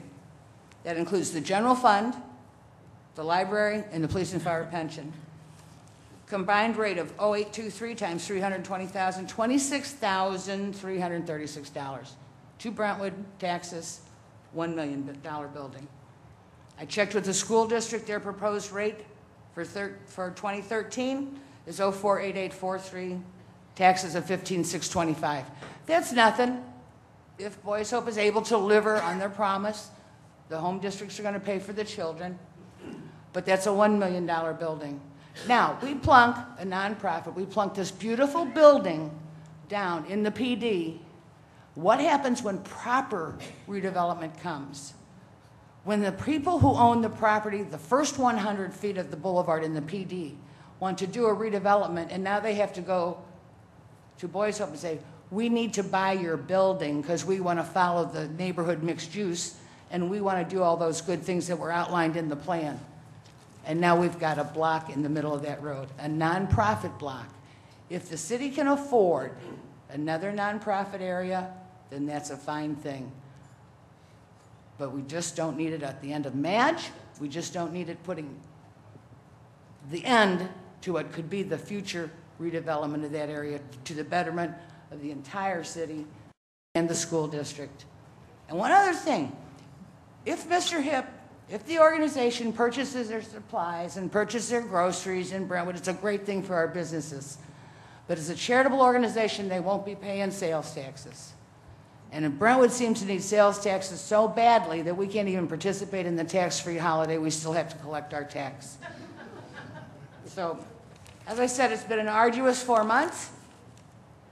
We can only trust, and we do trust, that our Board of Aldermen have the wisdom to follow the facts of the proposal, and that tonight, in spite of all the heartfelt sentiments you heard, that tonight reason will prevail. Thank you very much for listening. Thank you, Lord.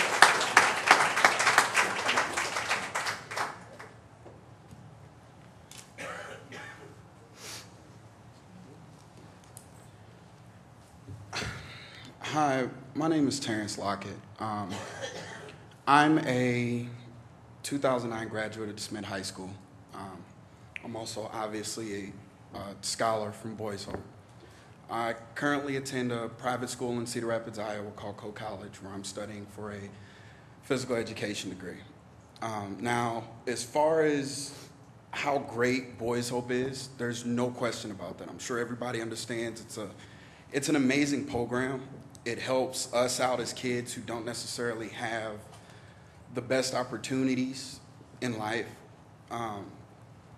What I personally took from Boys Hope is that you shouldn't necessarily, I don't even know how to say this, I'm nervous.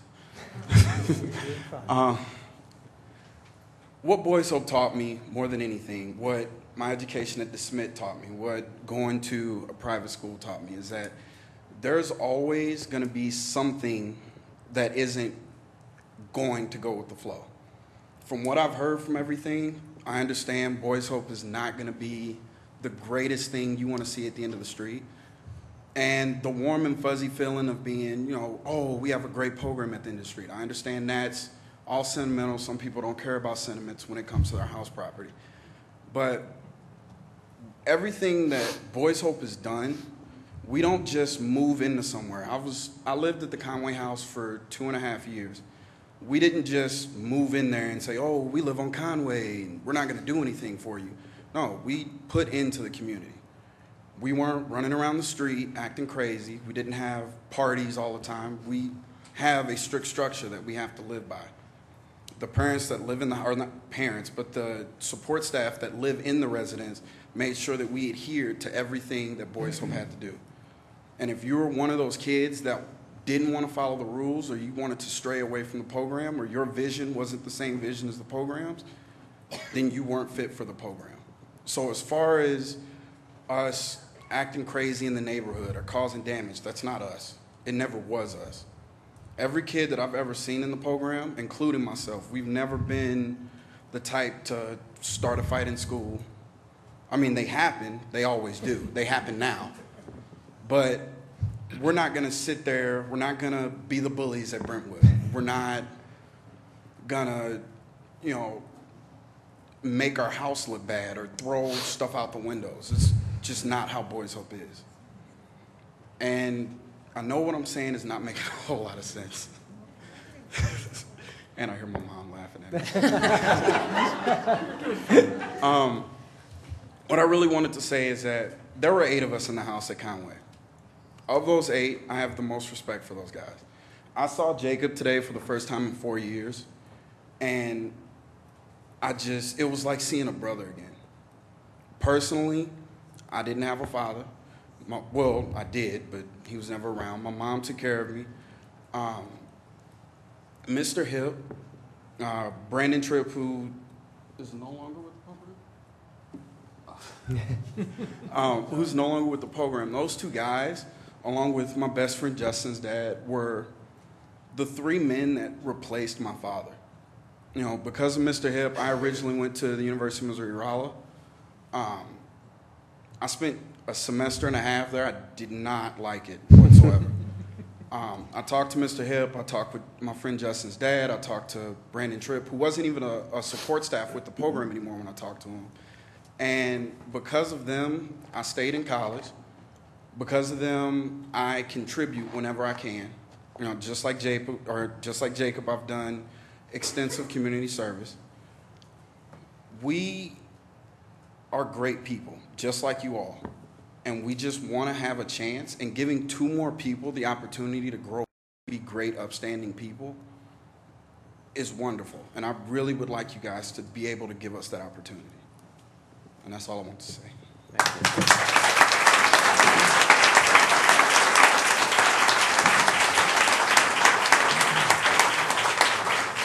Hi, my name is Dennis Keller. I live at 2538 Bremerton.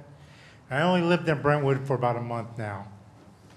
Everywhere I've lived, and every time there's a home that wants to come in the area, regardless if it's a veteran's home, a senior citizen home, a children's home, is always not in my neighborhood. I get tired and sick of hearing not in my neighborhood, not on my street, not on my block. One of these days, you may be that person that they're telling you not in my neighborhood. So yeah, Brentwood is the city of warmth, but I haven't heard it or seen it over this particular petition for Boys Hope and Girls Hope on Madge. But I am for it, and I lived on Bremerton. I go down Madge every day, so I'm probably Madge's worst nightmare because I'm another car driving down their street. At the end of me, there's another building being built and renovated. 2 more families, so that's going to be at least 2 or 4 more cars driving down Madge and probably parking on Madge too. So they're going to be their nightmare too. 23 cars on Bremerton, on Madge and Brentwood Boulevard. I don't think all 23 cars are going to be driving down Madge to leave. They'll probably be going out onto Brentwood Boulevard. So I think this is one of the better developments there, especially since some property's been sitting there not redeveloped in, like they said, the last 7 years or so. So that's all I got to say, and I'm for it. Thank you.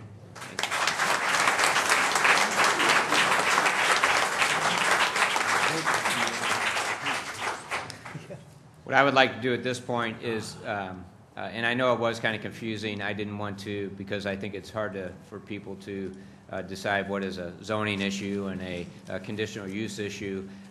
So that's why I didn't think it was appropriate to cut anybody off in their comments tonight. But what I would like to do is just so people understand the procedure here, close the public hearing on the zoning. I have to open another public hearing on the conditional use permit. If nobody comments on that at that point, we'll close that public hearing, and then we'll move into public comment for our regular Board of Alderman meeting, where anybody can then get up and make any additional comments with respect to these issues. So I would like to correct two things, because I think it's very easy. Well, I just want to make two. If people were comparing the Boys Hope, Girls Hope building to the Kimberling building, they're far mistaken. If you're talking about 16,000 square feet of the Kimberling building, I think that's one floor. I think it's 16,000 square feet per floor, and I think it's 4, 5, 6 stories tall. 5, thank you. With the Starbucks, you're right, we didn't like the plan either. It wasn't what the city approved. But after we had it approved and St. Louis County had approved their curb cuts, after about 6 months when they came in and restriped Brentwood Boulevard, St. Louis County, who controls Brentwood Boulevard, is the one that put the plungers in the middle of the street and restricted the left turns into the building. So we weren't happy about that either, but the city of Brentwood didn't have any control over that.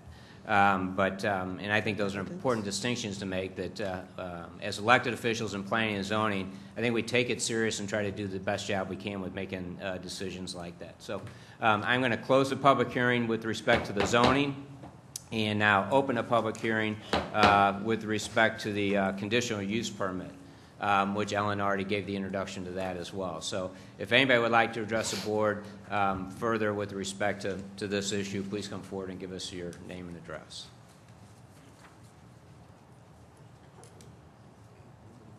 Okay, I will. Okay. Elizabeth McDonald. I live at 8823 Lawn. I did not get this page of the petition in time for the meeting. May I?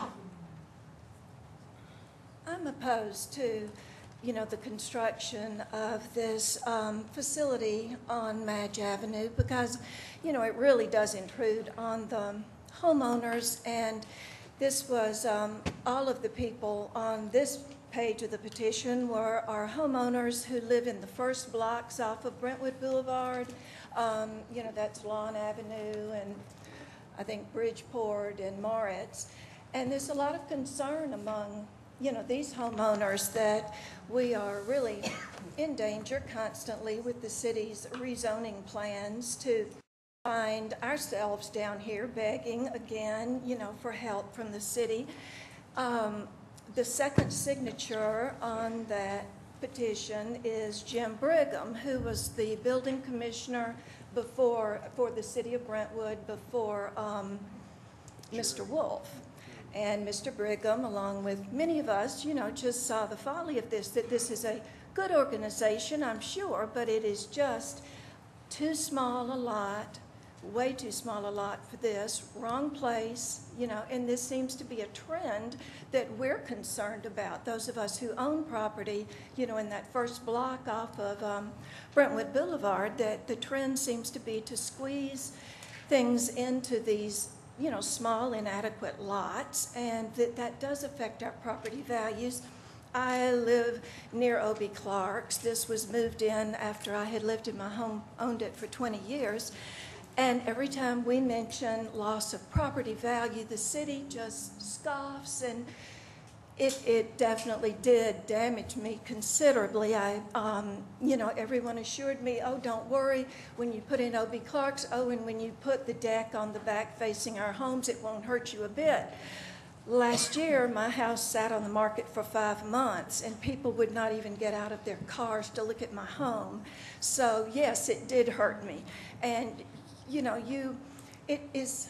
not a very good speaker, but I have to say, I think it is so unfair to pit little groups of homeowners like these neighbors on Madge Avenue and to pit them against, popular projects because we can't fight them, and it is so terribly unfair to, you guys are supposed to look out for the rights of the homeowners. And one of the very first things in the conditional use permit application, there are the different reasons for, things that they have to overcome. And one of them is that it will not damage property values of neighboring properties. And that doesn't mean people, I'm sure people who live up at the other end of Lawn Avenue aren't bothered by O.B. Clark's. But if you're one of the first, I'm the fourth house up, and it has devastated me. And I don't want to see that happen to other neighbors, and I think it's your responsibility to, please help them. And, I look at these things like the buffer that they, one of the plans with the conditional use was that, you don't need the, a 50-foot planted buffer between there and the next home. But here again, there's not enough property, so, we'll just make that, 10 feet, 5 feet, something. I'm not looking at the plan, so maybe someone knows, but it is not the required, buffer. That, all of these variances just work to the detriment of this neighborhood, and, these neighbors on Madge don't have the, slick people to come in and talk for them, and don't, to pit them against children who stand up here and say, that this has benefited them, and I'm sure it has very much. But it's just a terrible position to put homeowners in, and to act as if some of these people have said it's as if these are greedy, mean people because they value their homes. And, we all value our homes, and it's not right to do, basically it's easy for a lot of people to come down here and say they're in support of it, but it doesn't cost them anything. And to put this through puts the cost on homeowners. You're at 3 minutes. Thank you.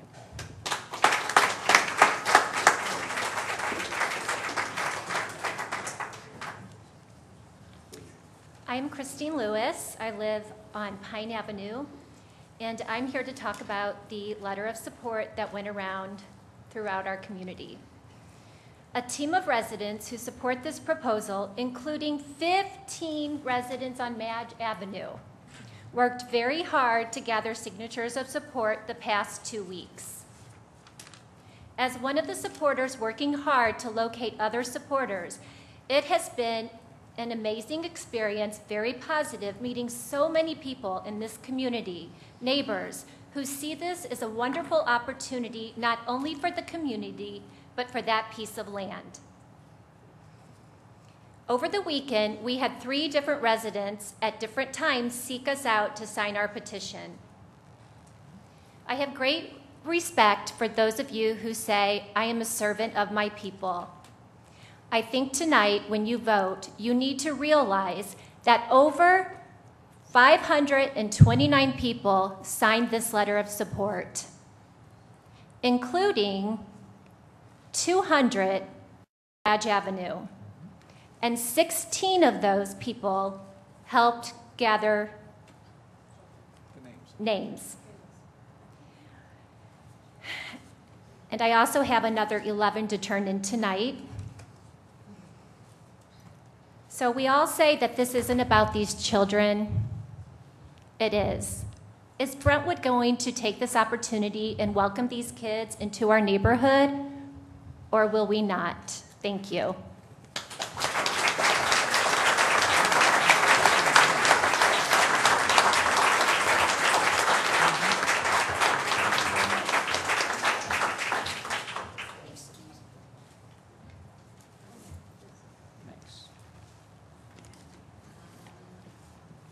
Hi, I'm Vivian Helm. I live at 8634 White Avenue. That is where my husband grew up. I have been a Brentwood resident for 25 years. I grew up in a small town called Highland, about 7,000 to 8,000 people, much like Brentwood. We had industry, we had residences, we had some rural. One of the reasons we make our home here is because of that comparison.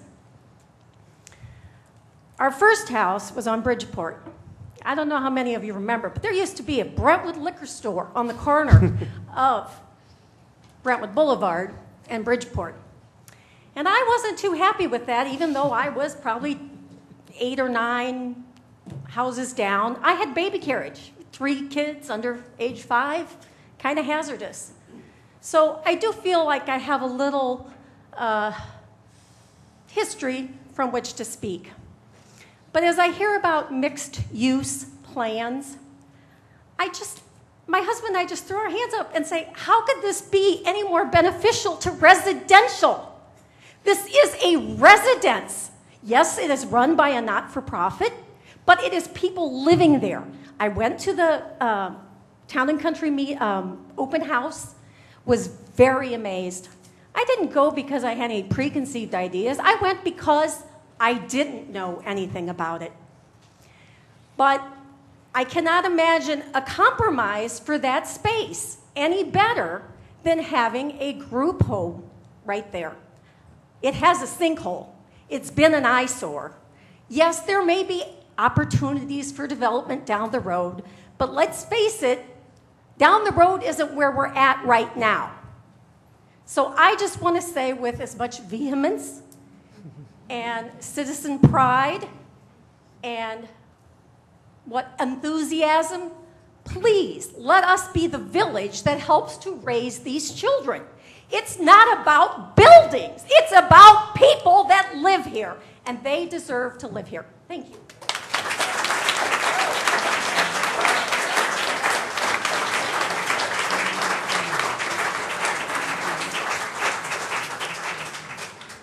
My name is Heidi Fry, and I live with my husband at 9102 Madge Avenue.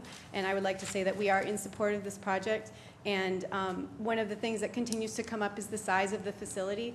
And I'd like to state that it's on 2 properties, and both are a 2-story building. And so and it's connected. So it does appear differently than the other homes on that block. And I appreciate my neighbors' comments and concerns. However, I also live in a 2-story home that was built. Again, I'm 2 blocks down, but I wish that I was the next door neighbor to be able to say I would love to be neighbors with this organization. Thank you.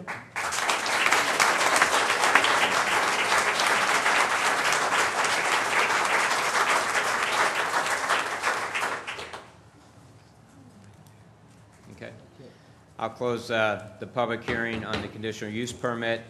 Next item on the agenda is we have item 7, bids, internal control and financial policies, procedures. Bola? Thank you, Mayor. At the request of the Board of Aldermen, staff went out for a request for qualification for internal control and financial policy review. There were 5 firms that responded to our bid.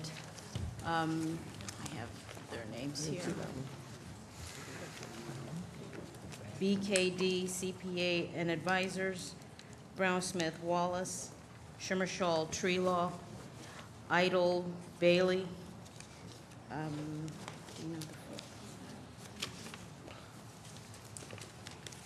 and actually Ender CPA and Advisors. Staff screened 3 in for an interview, and based on that review, we felt that each one of the firms could easily do this job. The methodology, philosophy, and approach to the project were all similar.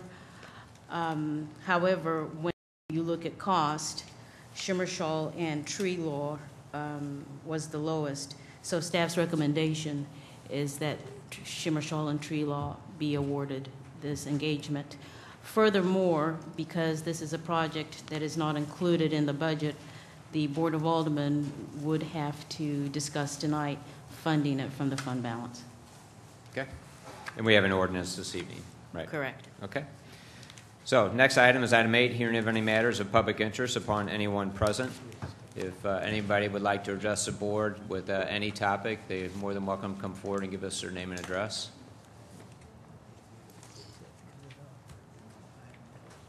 Okay. No, hang in now. Great. 2612 Porter, and I want to say I think this has been a wonderful meeting tonight. A lot of people have been able to express their concerns. about the developments going up around their homes, and I respect both sides. I do want to share that we are still experiencing the barking dogs that went in at the watering bowl, where at one of the aldermanic meetings, we were promised that there wasn't going to be an issue with the dogs moving in 100 yards from our home, and when we questioned that, Pat, you agreed, they said that there wasn't going to be an issue. They've been told that they're going to have to put up a wall. We've been told it was going to be put up the end of the month. It's still not put up. There's 15 to 20 dogs that go out at least by 7 o'clock and are there till sometimes 5 o'clock in the evening, impacting on neighborhoods. So we can't get by with it. If we had barking dogs, we would be cited for code. They're breaking the ordinances, and again, we're still experiencing this, and nobody is trying to help us with that. We still have some unanswered questions, Bola. I'm hoping you can help answer some of those. Some of those were shared, I think, by Maureen, because when we asked you, Mr. Robertson, to help us, you weren't willing to help us as our alderman. You had actually shared some profanities to my husband and challenged him to come to your house to settle things. So please remember that you are supposed to represent all people in your ward, not just the people that you like. I'd also like to ask if the bond rating drop that our cities has experienced, does that have anything to do with the state audit? And then finally, what is the status of us turning over to the surety companies the cost of the state audit for lack of people performing their jobs as they were supposed to? I think that was a proposal that was brought up somewhere, that that be taken to the surety company that bonded our representatives, and we were going to try to see if that $86,000 that we spent on the audit could be reimbursed by the surety. So if I could get answers to those questions, I'd appreciate it. Thank you.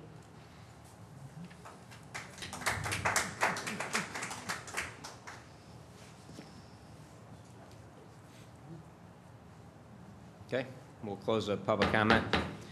To try to address a couple of those issues, we'll have to get an update on the dogs. With respect to the lowering of the city's bond rating, obviously I think no municipality would like to have their bond rating decrease. I will say this, that we went from a AA3 to a A1, which is really a third of a point drop, and the minimal reduction that could be made. They're still highly rated bonds, still rated as secure bonds, and it's the same rating that we had around 2000. We were upgraded in about 2005. According to other financial analysts, 80% of municipal bonds this year that were evaluated were downgraded. I think it's obviously I think the state audit had part to do with it, but also the reflection of the overall economy and the risks you can see with cities around the country either declaring bankruptcy or threatening to do so, and that has affected municipal bonds. But I still feel that we're moving in the right direction. I think the next time we get evaluated, that would be increased back up.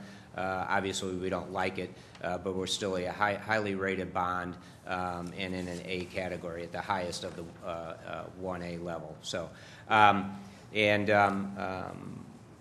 think there was one other question. I wasn't sure of her. I never heard of her to submit the state audit funds for reimbursement from our surety bond. That was never a request that I entertained or heard. But we will try to address some of those other issues. I don't have the answer to them at this time. So, the next item on the agenda is... I want to add to that real fast. I'm sorry. I think later on if we approve the internal controls, that's a step in the right direction for the bonds. We'll have more financial security in our reporting. That would be a correct step. Great, thank you. Good point. Next item is item 9, introduction, reading, and passage of bills. If I can have a motion for the first and second readings of bills number 5783, 5784, 5785, 5786, 5787, and 5788. First and second readings only. So moved, Your Honor. And second. All in favor say aye. Aye. All opposed? First reading of bill number 5783. First reading, bill number 5783 by title only, an ordinance readopting ordinance number 3153, section 2-471 of chapter 2 of the revised code of ordinances of the city of Brentwood for 1987, providing for the current maintenance of this code, providing for the repeal of all conflicting ordinances, and providing for the effective date of this ordinance. Okay. Synopsis, please. Yes, Your Honor. Here's the synopsis for Bill 5783, the Personal and Financial Disclosure Policy. This bill readopts Ordinance 3153, which approved the city's personal and financial disclosure policy as required by Missouri state law. This bill is adopted annually by cities with an operating budget over $1 million and sets forth rules and policies for disclosing personal and financial information for elected officials and the city clerk administrator.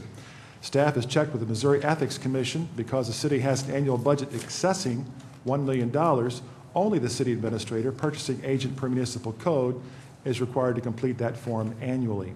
Furthermore, according to our ordinance, elected officials are only required to complete the form if they have business transactions of over $500 or more with the city of Brentwood. Thank you. Any questions? Second reading, please. Second reading, bill number 5783 by title only, an ordinance readopting ordinance number 3153, section 2-471 of chapter 2 of the revised code of ordinances of the city of Brentwood for 1987, providing for the current maintenance of this code, providing for the repeal of all conflicting ordinances, and providing for the effective date of this ordinance. Okay. Do I have a motion, please? So moved. And second? Second, Your Honor. Motion is made by Alderman Robertson, second by Alderman Lay to perfect bill number... I'm sorry. Wynn? I'm sorry.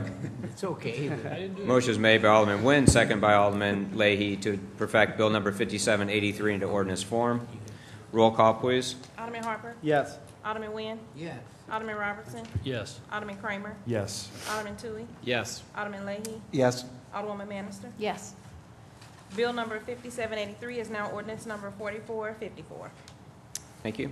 First reading of bill number 5784, please. First reading, bill number 5784 by title only, an ordinance approving site plan approval for a signage plan for Metro Lighting located at 929 Hamley Industrial Court, providing for the enforcement of this ordinance and establishing the effective date of this ordinance. Thank you. Synopsis? Yes, Your Honor. For those who aren't aware, this is adjacent to the promenade. Bill 5784 for Metro Lighting.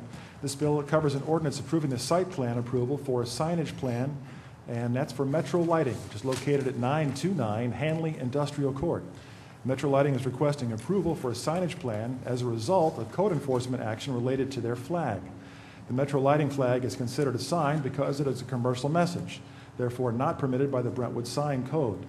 Due to the fact the subject property is located in the PD, Plan Development District, this business may request a signage plan, within which a sign mounted on a flagpole could be approved. Planning and Zoning has reviewed and recommended approval of this petition. Thank you. Any questions? Second reading, please. Second reading, bill number 5784 by title only, an ordinance approving site plan approval for a signage plan for Metro Lighting located at 929 Hanley Industrial Court, providing for the enforcement of this ordinance and establishing the effective date of this ordinance. Okay. Do we have a motion? Your Honor, I'll move that we perfect Bill 5784 into ordinance form, please. And second? I'll second that, Your Honor. Motion was made by Alderman Lay, second by Alderman Kramer to perfect bill number 5784 into ordinance form.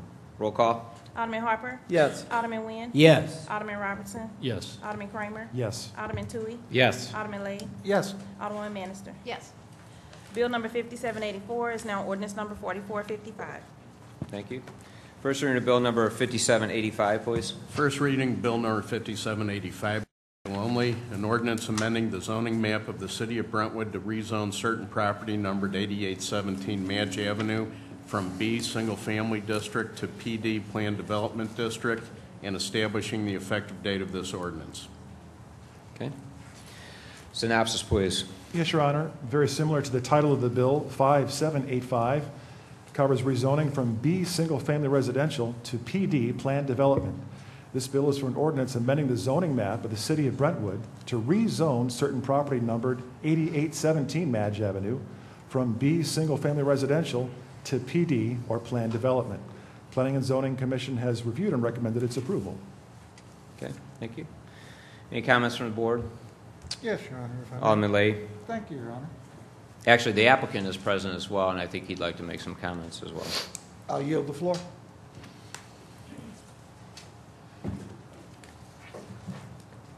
Thank you, Your Honor. Good evening, Board of Aldermen, Mayor. Brian, I'm sorry, before you get started, do we have a copy of the rendering that maybe we could put up so people can view what the buildings look like? Sorry, Brian. No problem.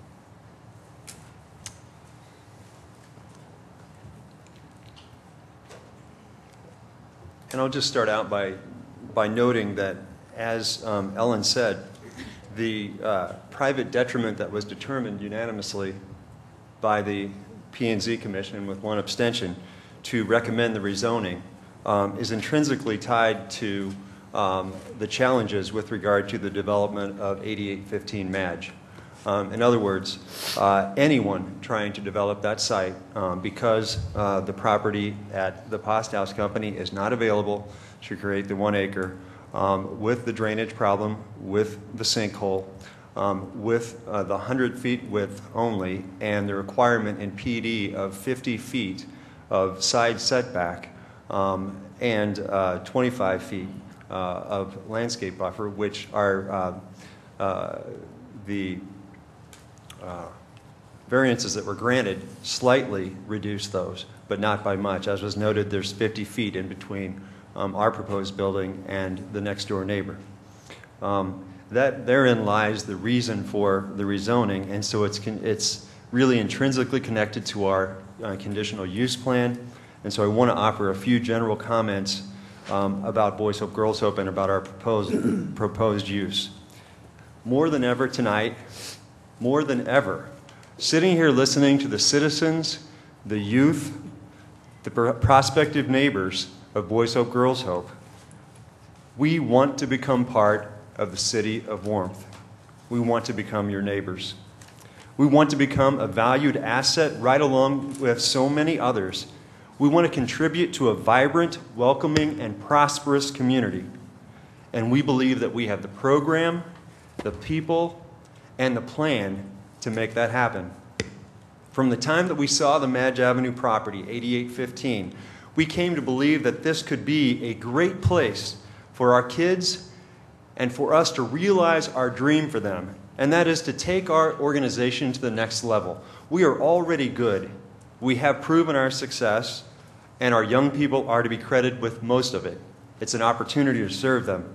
But we want to have synergy, and we want to unite our boys and our girls and our administrative staff into a center for living and learning, one in which we maximize the impact, the opportunity for outside partners to come and provide valuable programming to our young people, not least of which are the loving parents that sacrifice to have the children live in this boarding program based on their academics and their desire for goals.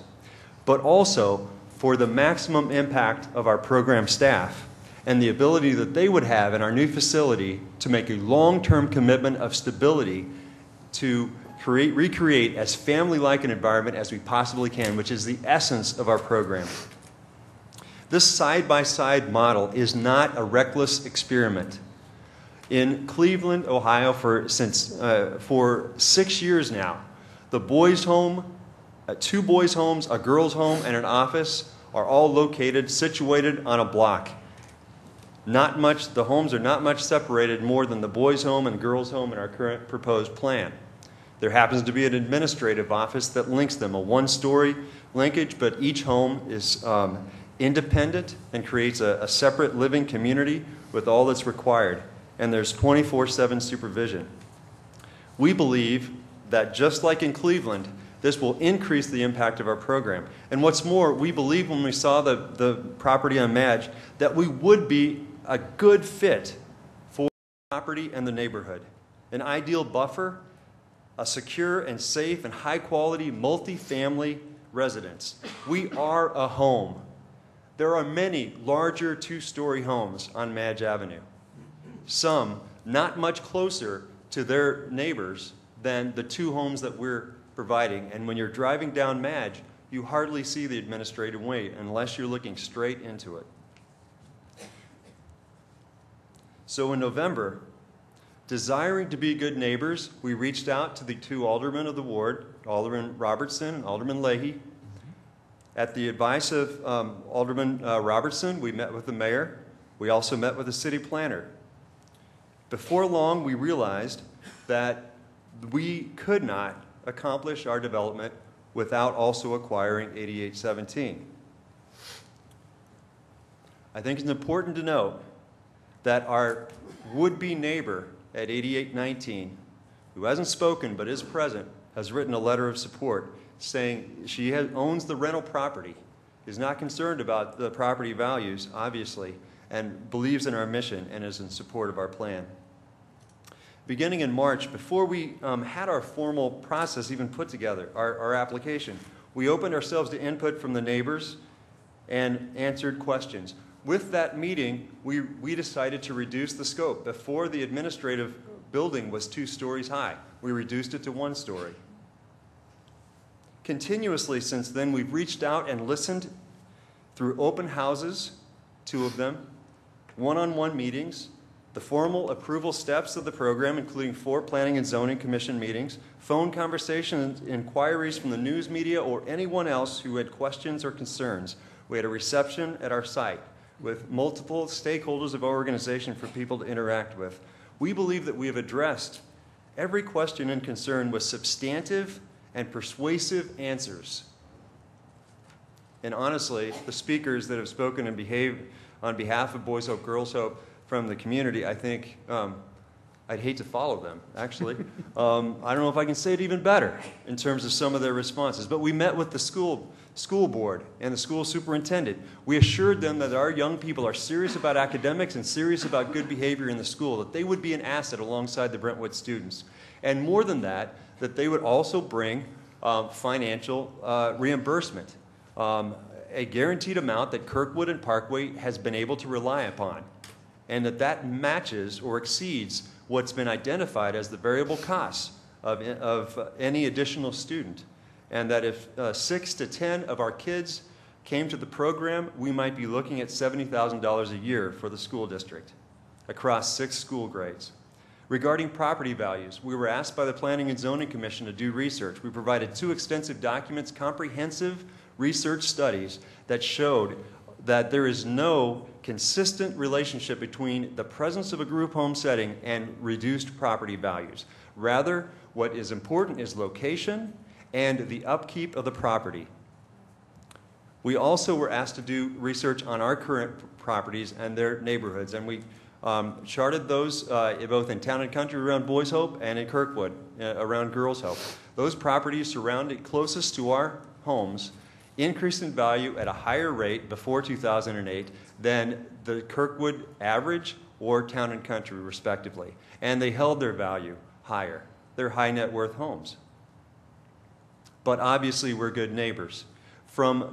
We have private citizens that live near our homes, in both homes, as well as city officials, city administrators who have written letters of endorsement that indicate that not only are we good neighbors, and indeed, as everyone says, we have great kids, we have good dedicated staff, we do not overtax city resources, and we are not a public nuisance. In fact, they've stated how sad they are that we might be leaving. We had the Planning and Zoning Commission requested a third-party city traffic engineer to do a study for parking and traffic. They're experts in their business. They came up with the recommended number that we ourselves had determined of parking spots that we would like to have so that we never used on-street parking, 23 spaces. We also made arrangements with neighboring businesses, namely the Kolache Factory and the Shoe Stop, for up to 20 additional spaces for those rare events, maybe twice a month in the late afternoon and evening when we have programming that requires overflow parking. It was determined that because we shuttle our kids, they don't have cars. That's a good thing. We shuttle our kids in vans. We cluster our trips, that we have the use more like a family than a business. That we have employees. We would impact traffic much, much less than any grand development that someone might dream of in terms of commercial presence on this site. And it's already been mentioned, but we accommodated all the requests of the Site Plan Review Subcommittee and Planning and Zoning Commission with the buffering, the landscaping. We broke up the look of the building so that it looks more residential, adding eaves and dormers along the side and on the facade. We listened to the commissioners and accommodated their requests. And recently we learned of the ordinance about traffic, about not allowing trash trucks to back out of property, which we had assumed was during the Planning and Zoning Commission. We would be just fine with using residential-sized trash for side traffic pickup, if that's what's required. The neighbors were concerned about the beep, beep, beep, and quite frankly, we wouldn't really like it either. So I guess the point I'm trying to make is, and it was said once before, we want to be good neighbors from the get-go. We have tried to be good neighbors, and the people of Brentwood overwhelmingly have appreciated that effort and have voiced that today in terms of getting to know us and sharing our mission. We've heard from some of you questions about it not being the best site. Two answers for that. One is we've explored and done due diligence on 4 alternative sites that were recommended in the city of Brentwood. We found that because of the presence of one being in the floodplain, 2 others with the property not being for sale, and another being in a commercial area that is just against the character of our program, that it wasn't feasible. So then the other question is this the right site for the Boys Hope, Girls Hope development? The question is not, is it the perfect, ideal development that could ever be imagined on this site? Because I don't think that any development doesn't have its downsides. We've heard various arguments over the course of time. Before, some people have talked about the concern of traffic. And then tonight, we hear some of the same people talk about the concern that actually we would lose tax revenue and we really need a big commercial development that this would block, and we need that to come in. And if we're there, that'll block that. I don't understand. It seems that each possible alternative has its trade-off and has its downside. What I suggest to you is, not is this the ideal and perfect site, but is this the best available possibility in the foreseeable future? A letter from George Koob, the broker for the 8815 Madge site, has attested to, sent a letter to you stating that for years he's tried to acquire the Garnholz property, the Pasta House Pronto, to make a grand assemblage for a development, long before the market dropped and the economy tanked in 2008. It wasn't possible. Larry and Mark Goldfarb, who owned the old movie theater, the H&R Block, said the exact same thing to us long before the drop. They also wanted to do that. They found it not financially feasible. So I ask you, is ours a good enough use? The Planning and Zoning Commission overwhelmingly said yes. They were painstaking in the way that they explored this process. You've heard the person who chaired the committee on the comprehensive plan says yes. It reminds me of something that we kind of think of when we talk to our kids, and actually when I see our kids. And it goes something like this. The absence of perfection is not an excuse to avoid doing the next right thing. The absence of perfection is not an excuse. Another way to do that is you need to make the most of the situation as it is to your benefit. Now, the scholars at Boys Hope, Girls Hope, they live that every day. I admire them because they leave their families, they leave their community, their neighborhood, their homies, if you will, and their schools. And they go to something that they learn to be a group home. And guess what? No matter what socioeconomic background you come from, the term group home is not necessarily a compliment. That's why I hate it when we get called a group home. We're an academic program. And the kids soon learn that when they have to work hard to get in. And their parents have to work hard to have their kids get in. They know they haven't been handed everything in life. And sure, we open doors to opportunity. But the fact that they have experienced all kinds of challenges in their early life is no excuse for them not working their very best from then on to do everything they possibly can to make the most of their life for their own life and for others. Wouldn't we want that for any of our kids? Wouldn't we say that? Make the most of every situation. Right here, we have an opportunity to practice what we preach as adults. The kids challenge me all the time with their courage. You don't have before you the possibility of some perfect plan, some ideal city opportunity.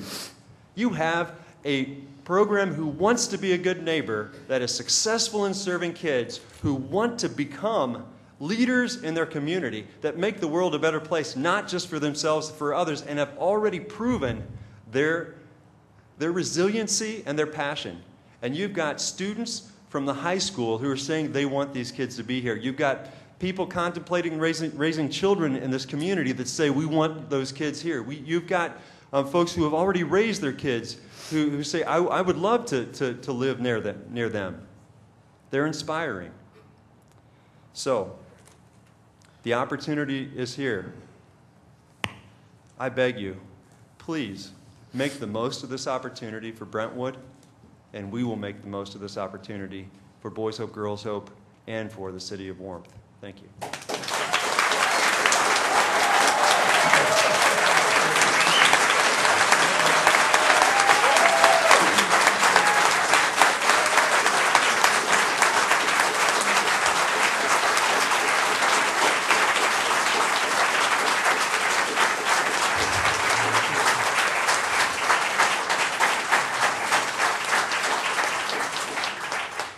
Alderman Leahy.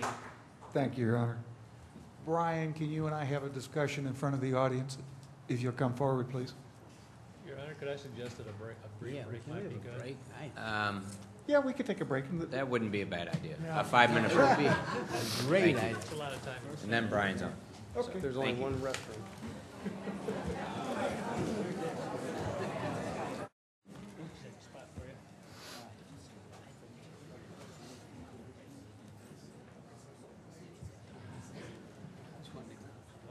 Right behind you, Jeff.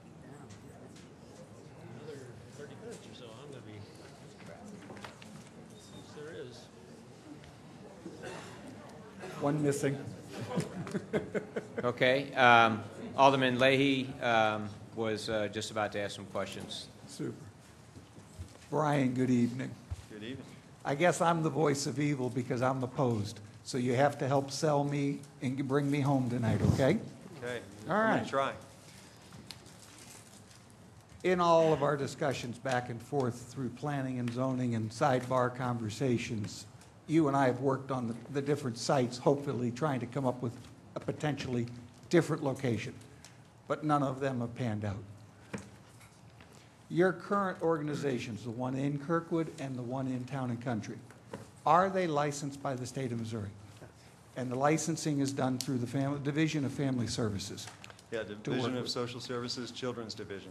So you and your organization are very much familiar with what they call the Green Book? Mm-hmm. Good. Okay. See, all of my 7 months that you and I have been at least talking back and forth, I have to go do research and do homework. I don't have a whole lot of expertise in here, so I keep raising questions. Some people think I'm cowardly because I don't ask her the questions publicly. You and I talk most of the time privately back and forth.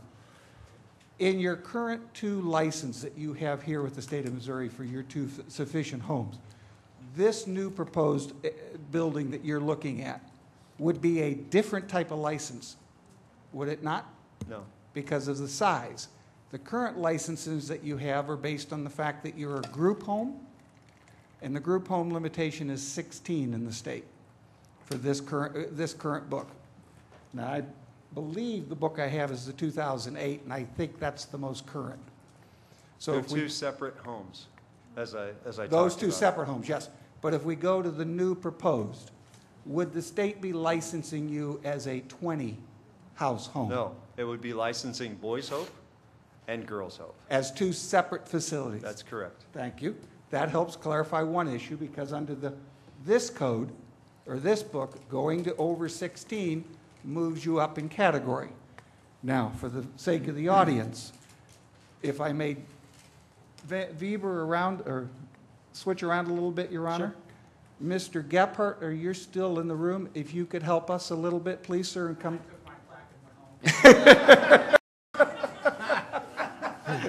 But John, I need your expertise, please. Okay. There's been a lot of atrophy to my expertise. Okay. Well, hopefully your short-term memory still hangs in there for me. You're stretching it. Go ahead. Okay. The city started back in 2010 the recodification of the city codes. And in that effort, the city turned over to you Chapter 25, Planning and Zoning Code, to the Planning and Zoning, for you all to review the Planning and Zoning Code for the recodification. Was it 2010? I thought it was 2012. I'm sorry, okay, 12, okay. Okay. Your group has just recently finished doing your review. Months ago. Months ago. In that review, your group had discussions on the term group home. Yes. Okay. And in that discussion and the recommendations that came forward to this Board of Aldermen last week's meeting, the group from Planning and Zoning is recommending to the Board of Aldermen that a group home be limited to an 8 quantity. Okay. Do you see a dilemma here with the recommendation from Planning and Zoning for an 8 quantity group home, but an application for a group home of 20? I believe what's been identified is 2 group homes of 10 each. Still higher than what you all are coming back to us at 8. And you all haven't passed it. Correct. This group, yes. So now I'm going to go to the Board of Aldermen.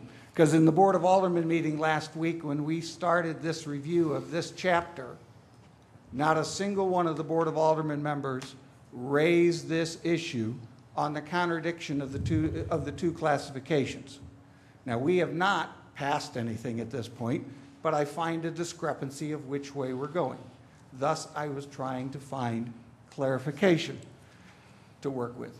In your discussions of this application for Boys Hope, Girls Hope, on 2 separate occasions at the site plan review meeting, your group reviewed the request of the 23 spots and the consistency of an overflow parking.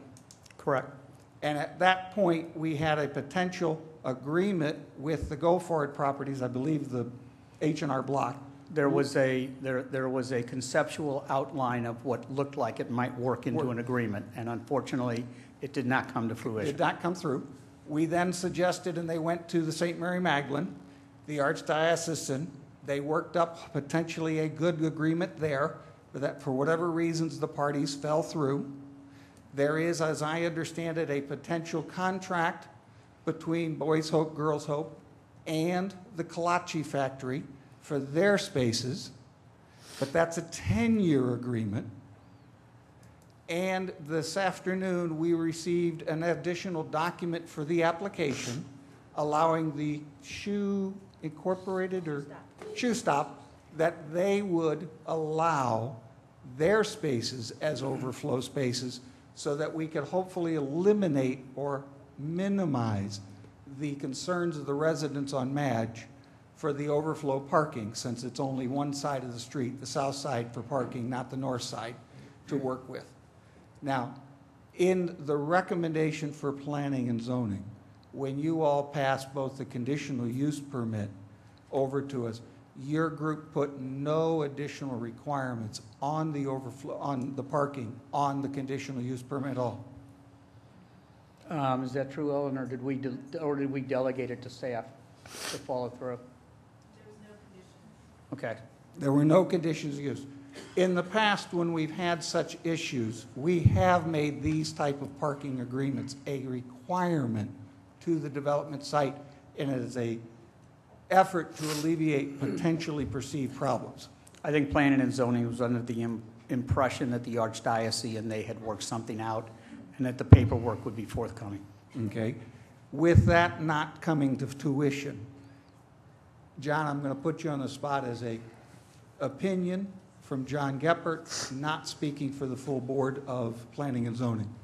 We have a 10-year agreement for Kolache Factory with the clarification, I believe in the contract, Ellen, correct me if I'm wrong, that the 13 spaces that are currently at the Kolache Factory would be available after their business hours for Boys Hope, Girls Hope, with a 10-year commitment from the Kolache Factory.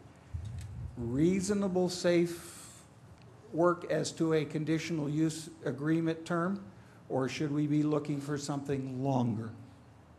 Because I don't think Boys Hope, Girls Hope's looking for an investment on this property to hopefully walk out of here in 10 years. So what do I do at 10 years and 2 weeks?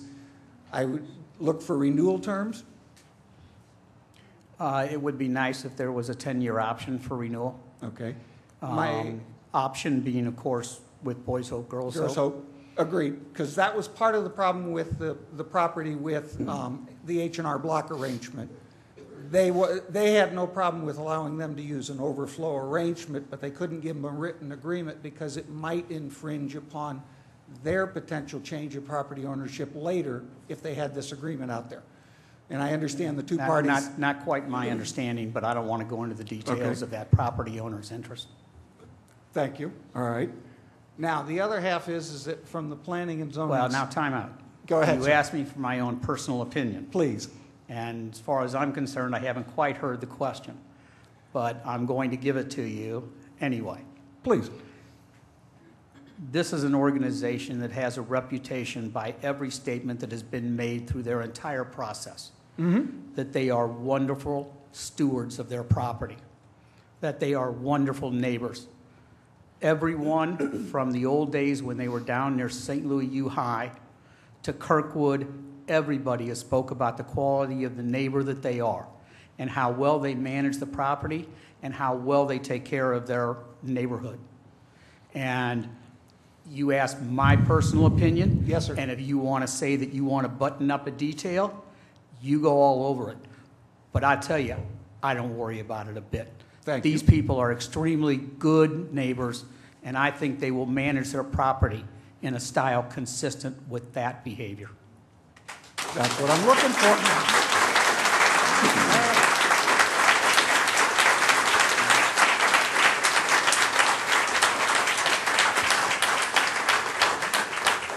Okay, folks, that was longer than when I got the proclamation.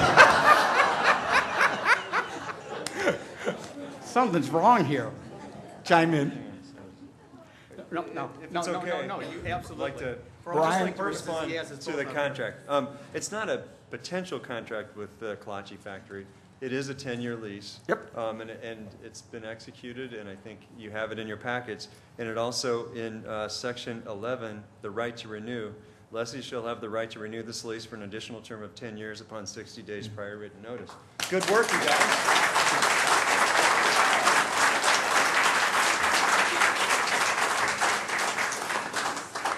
Brian, the Kolache Factory information was not in our packets. I learned about it by coming up here and asking more questions. So you got clarification. That's where I'm headed with it. I apologize. That's right. We thought it was. But just working it through. All right.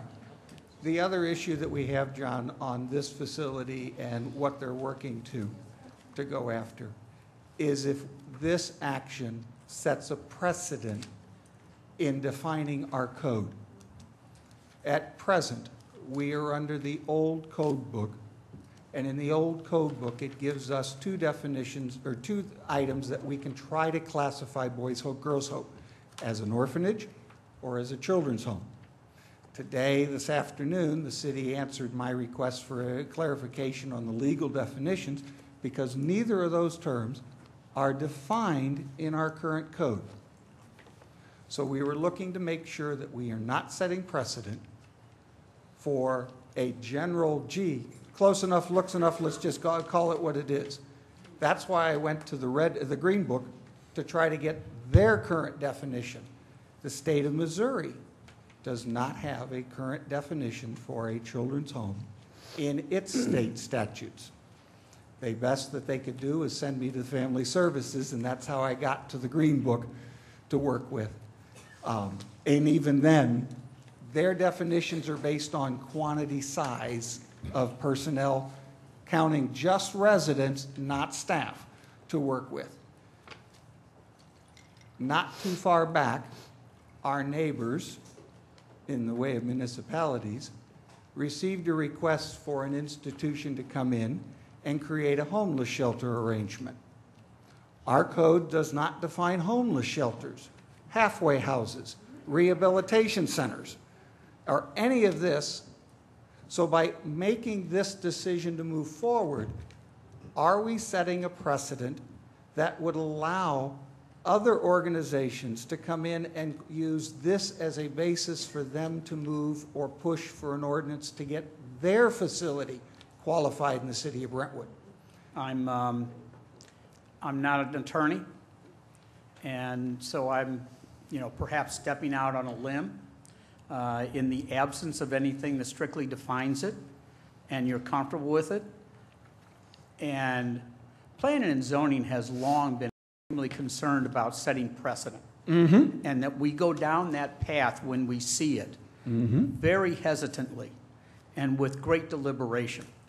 And I've been on the commission, as we now all know, more years than I want to admit. But in the 23 years I've done this, this is the only application for a new group home that we have even received. Correct. The only thing that we've dealt with is Children's Home Society on an expansion of their CUP. But it wasn't a new home. It was simply a small change in the CUP. So, my guess is 23 years from now, if you get another application, I'd be shocked. You and I would probably be on the same page. My dilemma is from the aldermanic side. You ask the elected officials to read the codes, to read the comprehensive plan, to do the research and the homework, and to do what is in best interest of the full city. And at times, you have to weigh pluses and minuses and the what-ifs. Nobody foresaw the current front page idiocy of what's going on with the school districts and this whole thing of unaccredited, reaccredited, chase the money, who's moving where, and how do you get everybody around. But it was the whole basis for the Clayton argument for 7 years in the courts, and the judge ruled against Clayton, saying that they could not produce enough evidence to show that there would be a mass exodus of students from unaccredited schools. And now they're going to spend the next year fighting that one. I'm not following your logic as it relates to the subject we started out on.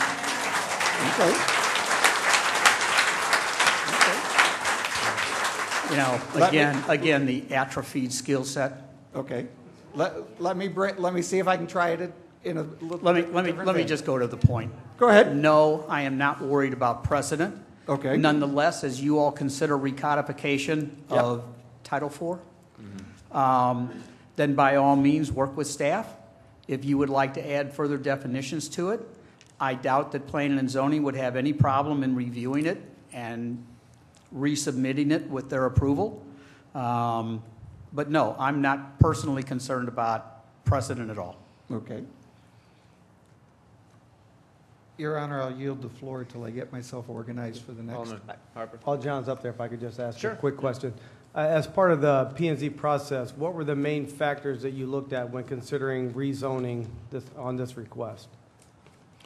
I think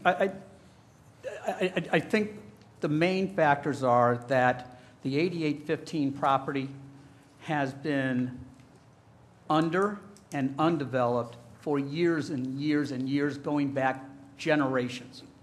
And it is deteriorating. And any user that is going to go into 8815 without the opportunity to obtain the Brentwood Boulevard face property is likely to need to have more ground than what is there. Now, maybe there are exceptions. Maybe a doctor's office comes in there and puts up a 3-story building. I don't know. There may well be uses. But it's a very small sliver of property, and the idea that you need to augment that is not a surprise. And with all due respect to the people who get up here and speak in protest of the variances, I can take you to every single property along Brentwood Boulevard, from Wrenwood down to the railroad tracks, and I can show you variances. Every single piece of property. This is the nature of what happens when you are redeveloping and obtaining reinvestment in a fully developed community. And the neighbors want the least amount of impact. So they protest any impact. When West Community Credit Union expanded, they owned 2 houses next to them. And that would have given them the exact buffering that was required by code, and the neighbors objected vehemently. And the city negotiated and gave in and had to pass a variance to do that. So there's a variance. Honest to God, I can take you to every single property and show you where things along Brentwood Boulevard aren't in need of a variance. It is common in this kind of age of community. But, I think the idea was that the rezoning and putting the 2 pieces of property made for a viable development. And, I've heard it mentioned once tonight, but I don't think it should be understated. That sinkhole is a community hazard. And you're not going to get anybody buying that property and fixing that sinkhole problem without having a relatively sizable development that's going to go on there. And without, personally, I wouldn't issue an occupancy permit, to a pack of rabid dogs going in there with that sinkhole back there. So, the only way that you can get, something done with that sinkhole is to have the kind of level of investment that this sort of property owner is capable of making to fix the problem and to solve a hazard in the community. And, in addition to that, they needed some additional property, and I would say that in addition to that, I think Brian Hipp said it very well. They are a residential facility. They are a home. It's not like putting a convenience store on that site. Mm-hmm. So planning and zoning felt that the rationale was there. Okay, thank you. Yep. Anybody else have questions for John? Can I ask one question? What if Kalashi goes out of business? A lease like that follows the land. A lease like that follows the land? I believe so. That's a commitment of that would follow to the next property occupant. If they go out of business and some other business moves in, I'm sorry. I think the question is, to our knowledge, the lease would follow the land. The question was, if Classic went out of business, what would happen to the lease? But that's the understanding at this point. So, okay. Right. Anybody else? Thank you come very on, much. Andy. You're not letting me off this easy, are you? I've got to ask the chairman for the floor again. Oh, absolutely. Thank you, Mr. Chairman. You're excused, John. Brian, if I can have you back, please.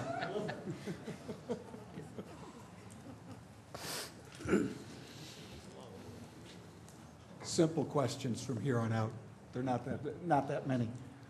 According to the Green Book, based on what you're looking to propose, they're using the term as a residential treatment center, being as a resident arrangement, because you're treating the residents in order to help promote their schooling and getting them forward.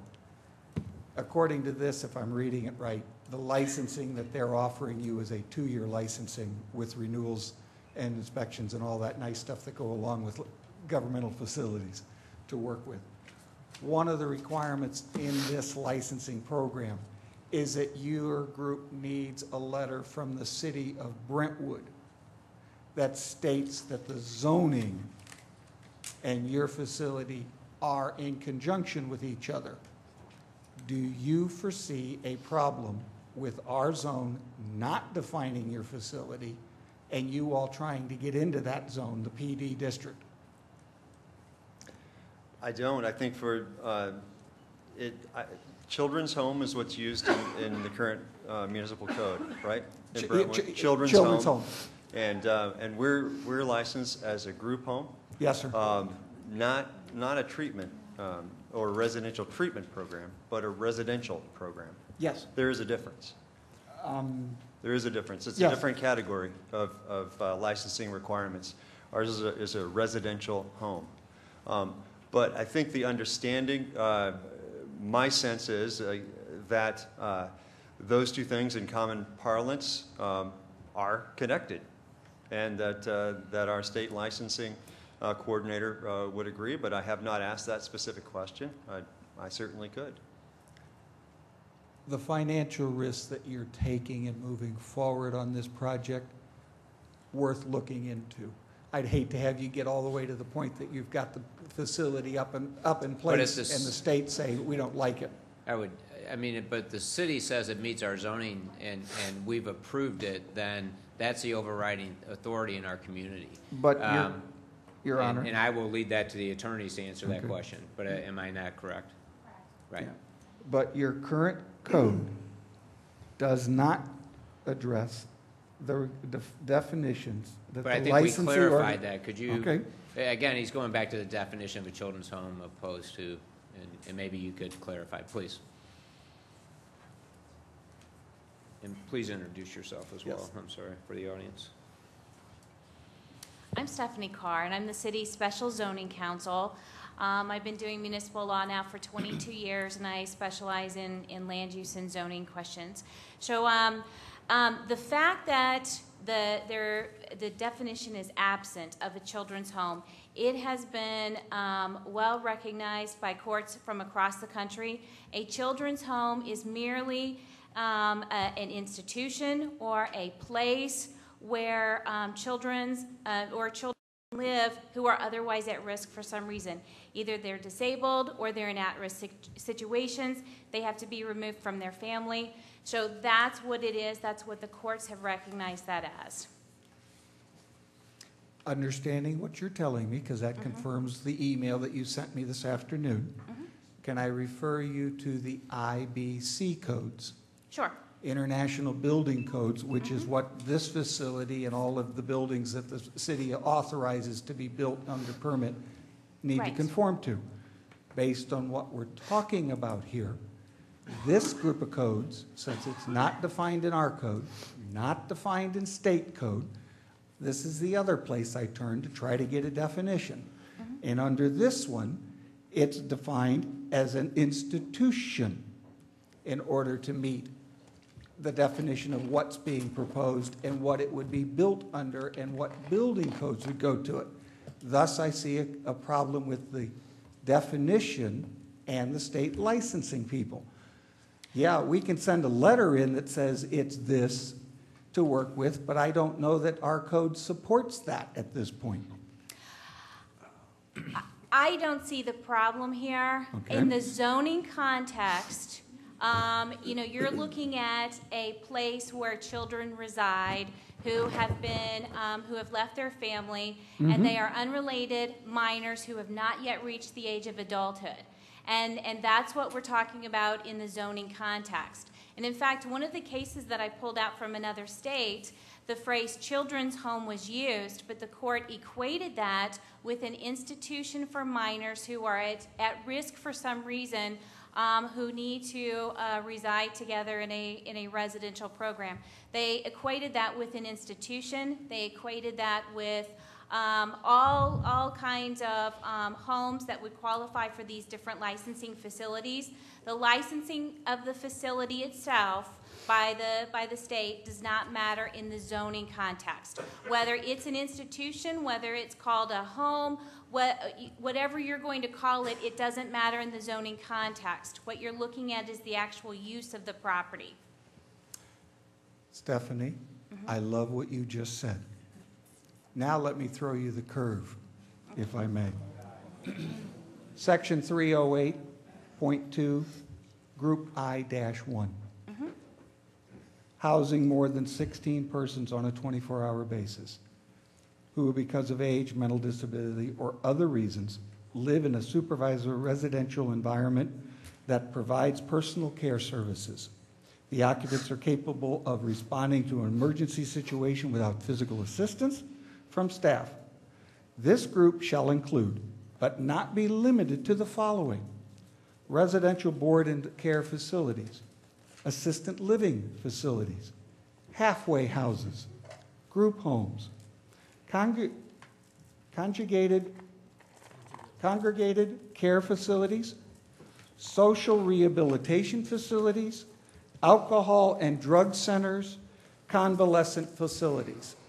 So under what you just gave me to work to, and the state's working with their efforts, I would end up, by approving this arrangement, end up having to use the same arguments to allow anybody else coming in. No, that provision that you're reading right there Okay. says that if you are one of these, if you are within this use group, you must go through, you must add this special construction to your building. You might have to add in a sprinkler system, whereas regular residential wouldn't have to.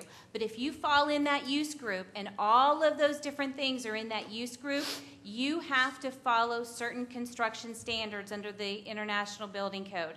Where otherwise, for just a typical residence, you may not. But because of the number of people who are in there, or because of that particular use, you have to follow more stringent building standards, and your building inspector could probably speak to exactly what those are. But so you've got to add more stuff to your building because you are one of those uses. That does not mean that when you go to look at children's home in your PD district, that you're going to get halfway houses or that you're going to get alcohol rehab centers. You're just not going to. You're going to get a children's home which takes in minors who have not yet reached the age of adulthood, who are at risk for some reason, who come in. And that's all you're going to get. Thank you. Thank you, Your Honor. And go ahead. While I'm up here, can I just briefly address your question about the 8 maximum? Yep. And that 8 maximum goes to groups that are located within single-family residential zoning districts. And that's because under federal and state law, you must open single-family residential property to group homes not having more than 8 residents who are developmentally or mentally disabled. So in this particular case, we're not talking about single-family residential zoning. We're talking about PD zoning, so that 8 would not apply. If we were talking about the middle of a block, one single house, which is zoned single-family residential, you still have to allow, under federal and state law, you still have to allow a group home with not more than 8 mentally or developmentally disabled adults or children. Okay. This says that you're looking at no. How did that? Well, we actually asked for a clarification at the last meeting because we had questions about that, the 2,400 feet. Yes, we did. We wanted clarifications on all of that, so I did anyway. The only clarification that this board asked for was the definition of family. No, and the 2,400 feet restriction, we wanted the whole thing kind of Okay. looked at, I thought. So. State law dictates that the group homes with 8 or fewer residents must be allowed. The city can always increase the number, but we can't go fewer than 8. That's in single-family residential zoning districts, correct, Thank you. right. That number does not apply to zoning districts other than single-family.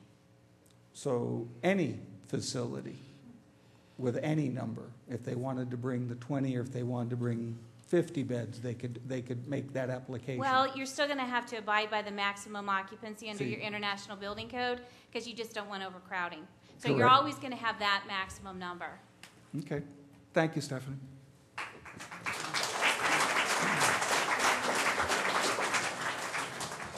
Okay. Alderman Harper? Was Alderman Leahy referenced the Green Book? Yes. Was that new evidence introduced tonight?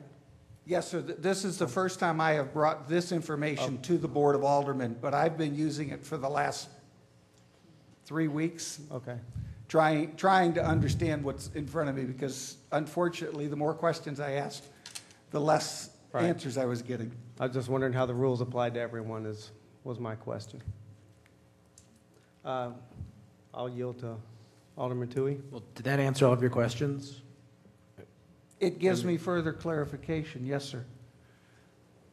Okay, I mean, my opinion is we had professionals already go ahead and give us an opinion on this, the planning and zoning. It was 10-0. You know, that board gets into the details greater than we do. And I think it's, you know, going forward, the Board of Aldermen need to rely on the professionals. You know, a great example would be our audits. In the past, we didn't always listen to what the CPA firms that their audits recommended, and look how that went. And I think going forward, we need to listen to what professionals say and not get up here and in a half an hour think all of a sudden we can meet a law degree or a CPA stature. We need to look at the oversight and make sure they did their jobs.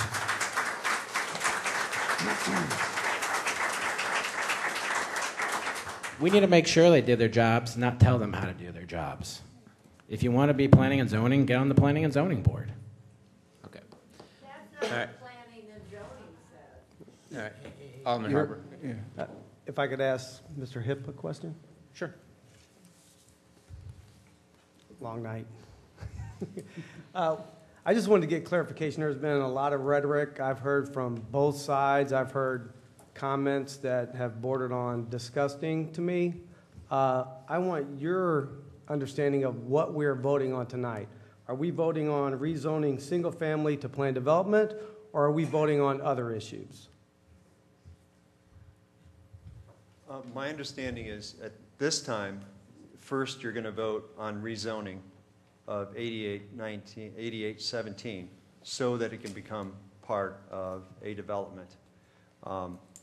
And then my understanding is if that is approved, you will have before you the recommendation from the Planning and Zoning Commission that is to accept the site plan application of Boys Hope, Girls Hope, and the conditional use permit so that we can have a residential program that has a boys' home and a girls' home and administrative office serving 20 kids and housing our administrative staff.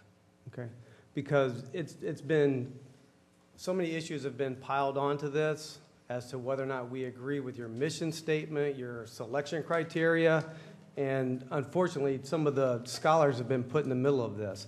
I'll go on record as saying, when I was their age, I was a horrible kid. These kids and these young men and women are 1,000 times better than I was as a kid. There's people in this room that knew me growing up. They wouldn't want me as their neighbor, I guarantee you. I grew up when it was Audubon Park. And for some of the people that have been here a long time, 10 years or less, I have friends and classmates that I went to school with who lived on Evans Place and Rose Avenue. They don't have a home to go back to. So when people are throwing out the city of warmth, you don't want diversity, you don't want those things. I remember my friends who lived on those streets, and now those streets are gone because we have the promenade. Those kids don't have a childhood home to go back to.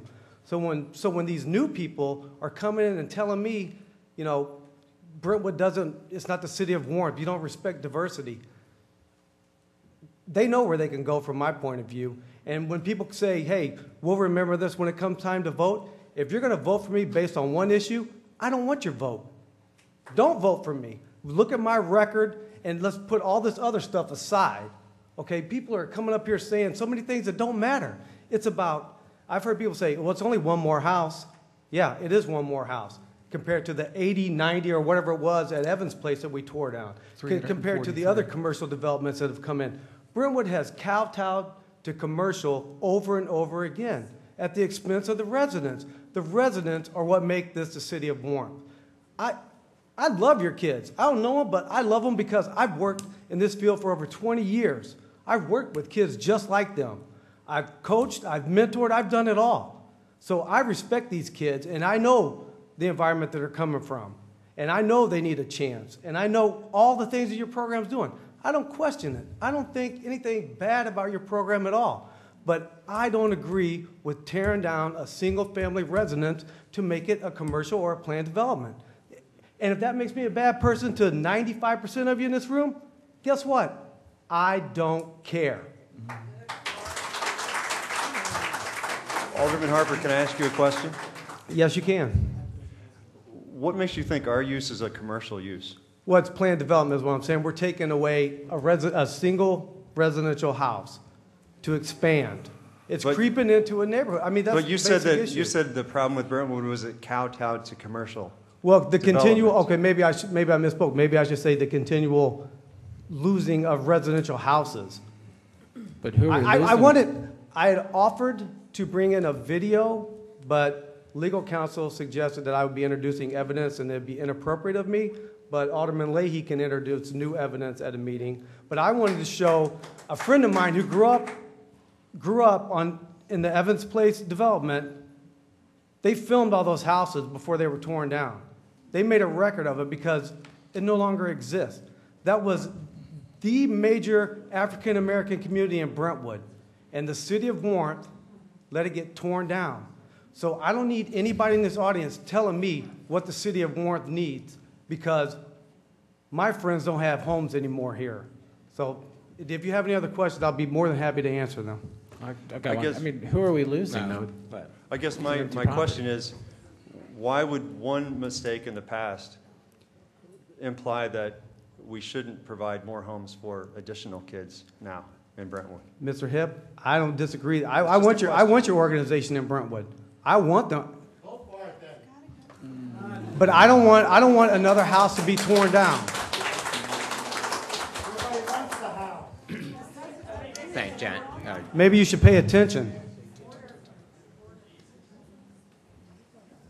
Could I point something? Could I point No. something out? Really? Make a comment? I would like to clarify something for you. Oh, I didn't ask you a question. I'm sorry. No. I've come to the microphone and I would like to clarify something for you. Are you part of the party I submitting yield the the floor proposal? You yield the Chairman floor to me, Gephardt. and as the planning and zoning chairman, when this went through the process, I have a certain standing. And I will tell you that when Evans Place redevelopment process began, City Hall didn't initiate it. City Hall received a petition from 2/3 of the residents of Evans Place asking for cooperation to consider redeveloping it. So it was not something that the city just tore down. Okay. And I mean, you've lived here. With all due respect to that neighborhood, and I was sorry to see it go, it really was the epitome of blight. That was the epitome of blight. Yeah, absolutely. Those houses weren't built to last as long as they did. Well, when I looked at the Brentwood Historical book, I saw those houses, and if that's blight, you have a different definition than I do. Okay. Maybe, Mayor. Alderman Nguyen. Well, you know, I can go back further than all of you. I taught. I'm Yeah, gonna be 80 even years, I'm let the gonna be record 80 show, years even old. me. I taught in Louverture School, which was in Evans Place. I took kids to Sunday school from there for a long time. Most of those families were thankful. I was the only one voted against the promenade. Of 8 votes, I voted against it. But most of those families were thrilled to death because they got money beyond money. They got $35 a square foot for some of those homes that weren't worth very much. And all of them wanted to move but one lady.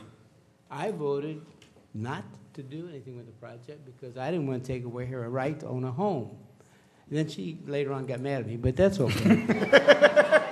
But I think the thing of it is that those people wanted to move. I didn't find very many disagreements with $400,000 for a vacant lot, which happened. The church down there that was down there got a lot of money for the church. Mm-hmm. So I think there are a lot of things to consider. I think we lost a lot when we lost Evans Place. But I think what has replaced it, by the way, some of those people became Brentwood neighbors. They couldn't afford to live in Brentwood before they sold their home there, and some of them moved into Brentwood. To other areas of Brentwood. Other areas of Brentwood. So there's a whole lot of sides to that. I just, once in a while, I go back in my mind and I think, well, I guess I can go back pretty far now. But thank you for the time, just to say I was alive and well when I was doing it. Alderman Robertson. I just wanted to say, Anthony, to you that this is a voluntary sale of a house. It's not a condemnation. It's not anything like a forced sale. I mean, this is just a transaction between two property owners. A rezoning. If it's rezoned, yes. Rezoning. If it's rezoned. And if anything's going to happen, I think to that other lot, you know, you would, well, I think it's already been explained, you would have to rezone or gain some property in order to do that. I think, you know, if when the city has an opportunity to evaluate, and I think we have to look at every application individually as they come before us. And, you know, we don't, and I appreciate your concern because I don't think we should be willy-nilly in rezoning properties. That's why we wait till we have a proposal before us in order to do it. But I will contend that if you don't have the ability to do that or take, from a city standpoint, the opportunity when a mixed-use residential development is going to go in an area and create a buffer between the single-family residential and the commercial, which is really, in my opinion, going to stop any future development in that area. I didn't know the neighbors wanted us to redevelop a bigger, larger area. You know, but to take that opportunity and put this residential component there, aside from the zoning, it really doesn't make any difference what the zoning is what the use is. And this is a residential type development. And, you know, and I know, you know, we've talked about traffic and we've talked about these other things that I think really get down to the core issues from a city standpoint, you know, and I really agree with Anthony that the people are what make our community. And yet we don't seem to have any problem with McGrath School being right in the middle of a residential area. We don't have any problem, you know, we don't hear complaints from the residents on Magdalen Avenue when St. Mary Magdalen's having a fish fry and they do a drive-up a service on Magdalen Avenue and pretty much block the entire street for 6 Fridays during the year. You know, I think what it is as a community, when these organizations are here, you learn to accept them and work with them because they are part of the community. And I think this is an opportunity for the city of Brentwood. Does it need rezoning? Yeah. You know, but it's not like we're rezoning it to put in a gas station or another drugstore.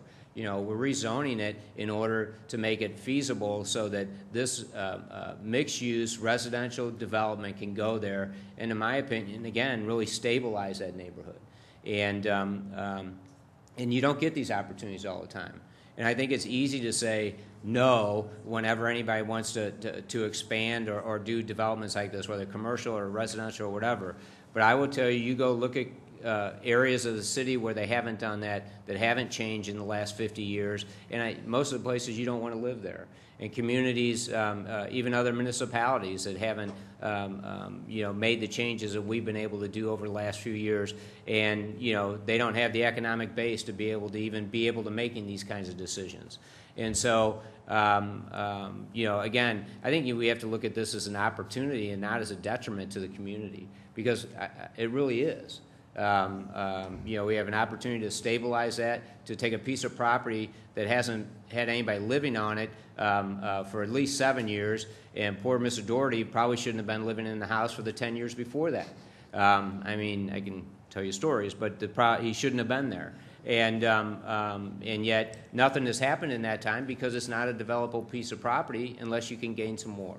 And I'd rather see it used as this residential component than be used as something else. And I think it's an asset to the community.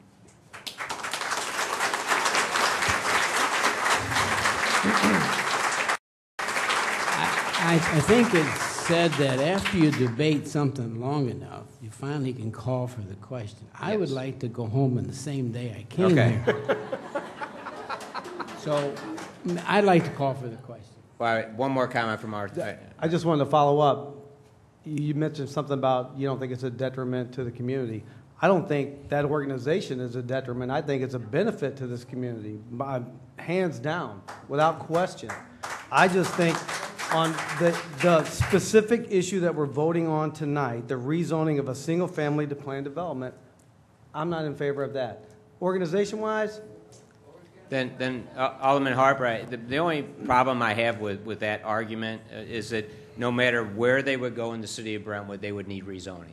So, for instance, if the other properties that people wanted them to go look at were at the corner of Pendleton and Collier, in order to go there, it would have to be rezoned. If they went, God forbid, but somebody recommended, they go to Hanley Industrial Court. If they went to Hanley Industrial Court, it would have to be rezoned for them to go there. Yeah. If they went down to the Tyson Farm property down on Manchester Road and looked out over Manchester Road as the floodwaters come through, that would have to be rezoned for them to do that. So anywhere they go in their community is going to have to be rezoned. anywhere they go, that we're going to have to rezone a single-family residence? Potentially is available. Yeah. Right. Because unless you can find a lot big enough for them existing that's for sale. And the only property in that discussion that they were told to go talk to that is actually for sale is the Tyson property, Tyson Farms property, which is actually, in my understanding, is probably twice as much as what they're paying for this, and half of it's in the floodplain. And so, anywhere they go, it would have to be rezoned. And that's just a fabric of what we do as aldermen, is we have to wait till we have those applications before us in order to make those recommendations and make those changes, because you just don't want to change it without knowing what's going to go there. And so what we really have to decide is what the use is, and is that an appropriate use, and is that zoning good for the community, that rezoning? And I think that's what I'm saying is that I think that's a good use and a good thing for the community to make that rezoning change in order to facilitate that development here. But any place they go, we would have to do that. Alderman, call for the question. Call for the question.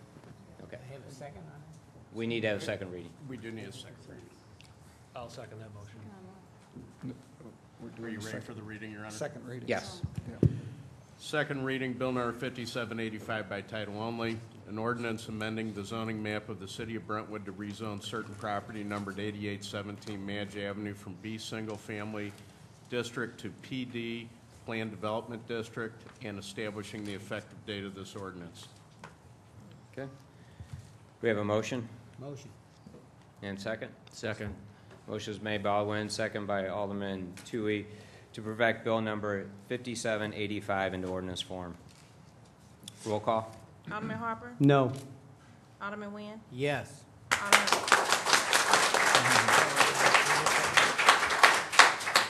Alderman Robertson? Yes. Alderman Kramer? No. Alderman Toohey?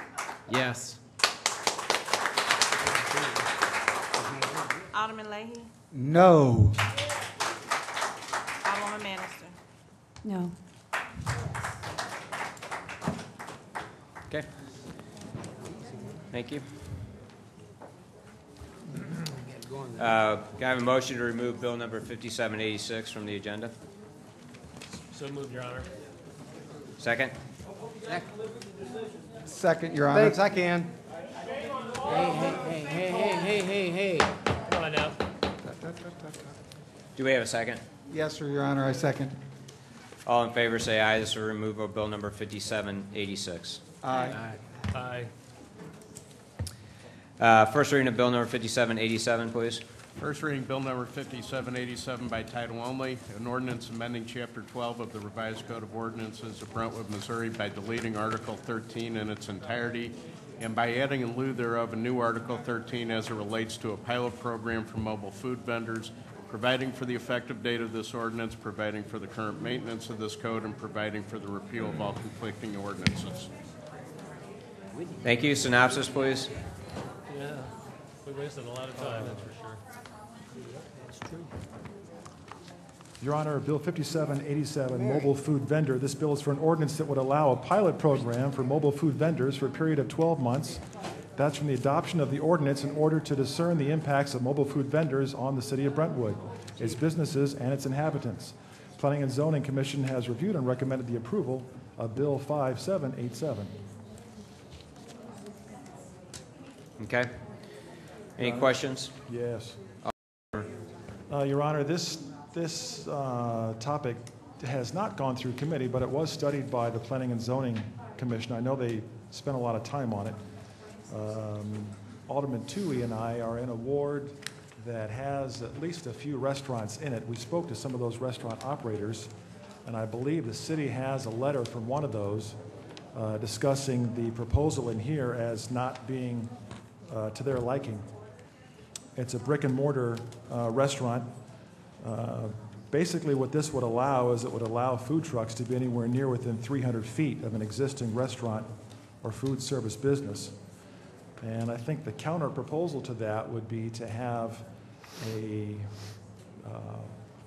an organizational effort towards a food truck program in our parks or for special events only, but to allow the food trucks anywhere, even within 300 feet.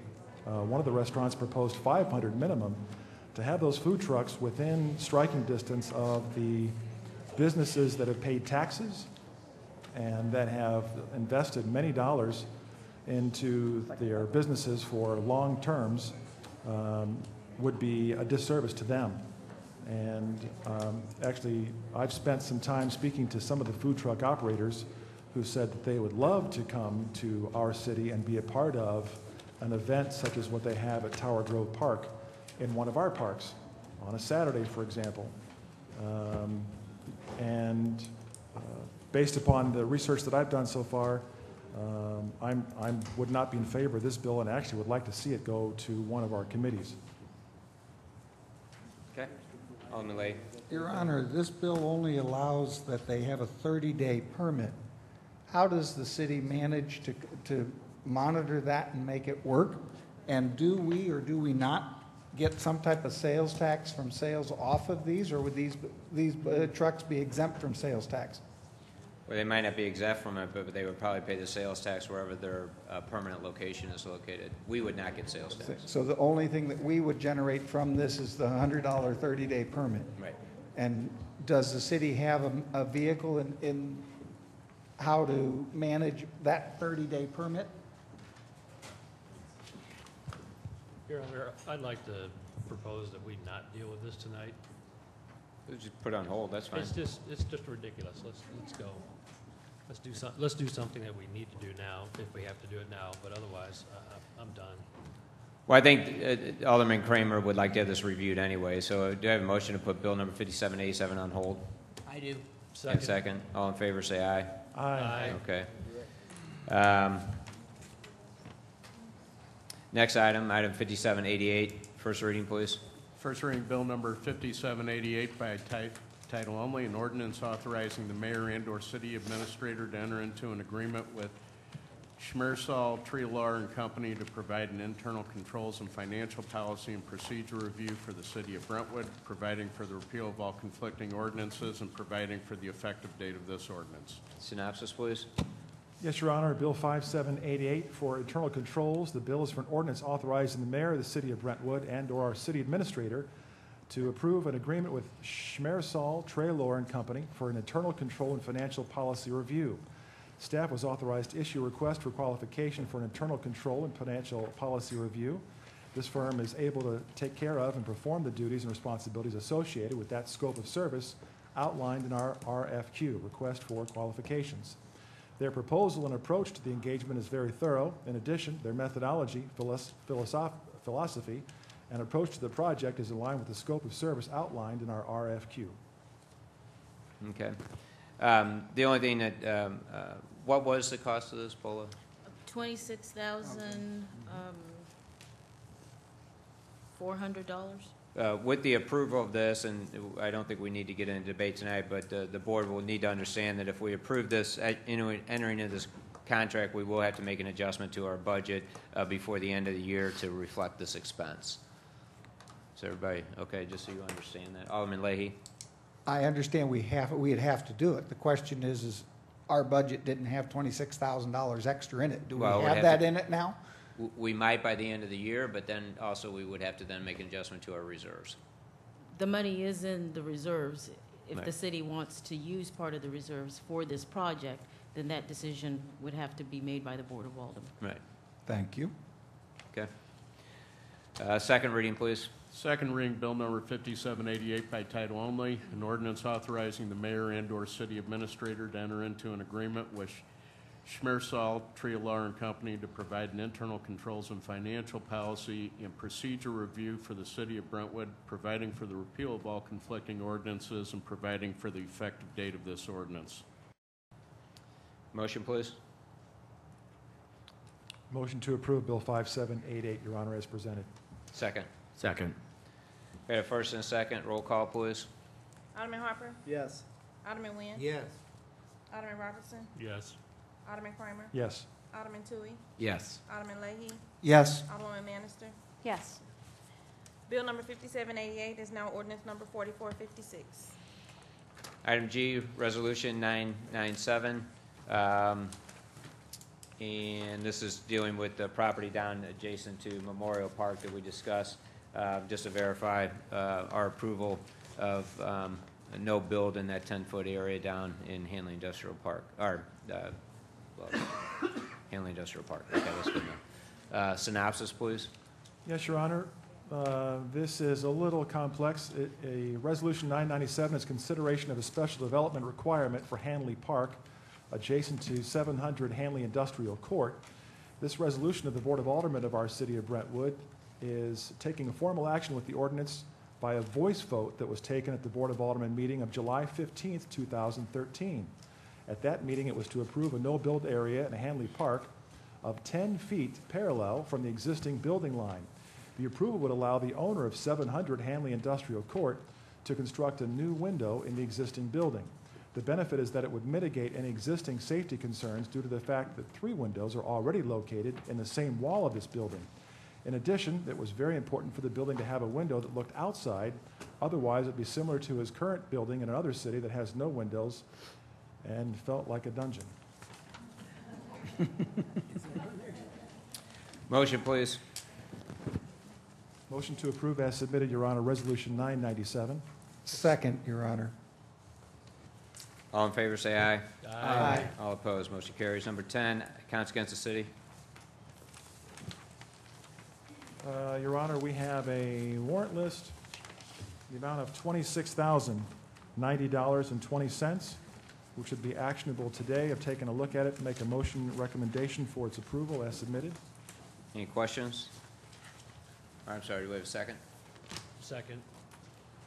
All in favor of approving the warrant list as submitted, say aye. Aye. Next item, reports of committee and department heads. Under the mayor's report, I have one appointment this evening. Jennifer Collin Henson is a resident of Ward 2, lives at 8548 Eulalie. She has expressed interest in serving on the Planning and Zoning Commission, and there is a vacancy to fill the spot from John Geppert. Jennifer is an attorney. Her and her husband moved here, I think, about 8 years ago. She just recently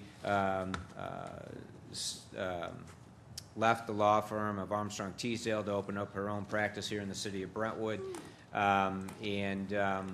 She wants to get involved in the community. They have one little child, I think a little boy. Actually, I know it's a little boy. And so she'd like to be appointed to Planning and Zoning. Your Honor? Yes. I have to recuse myself from this. I know the applicant. You don't have to recuse yourself.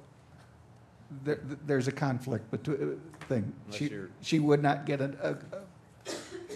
I'd like to recuse myself from this arrangement, please. Okay. Thank you. I'm sorry, what was her last name again?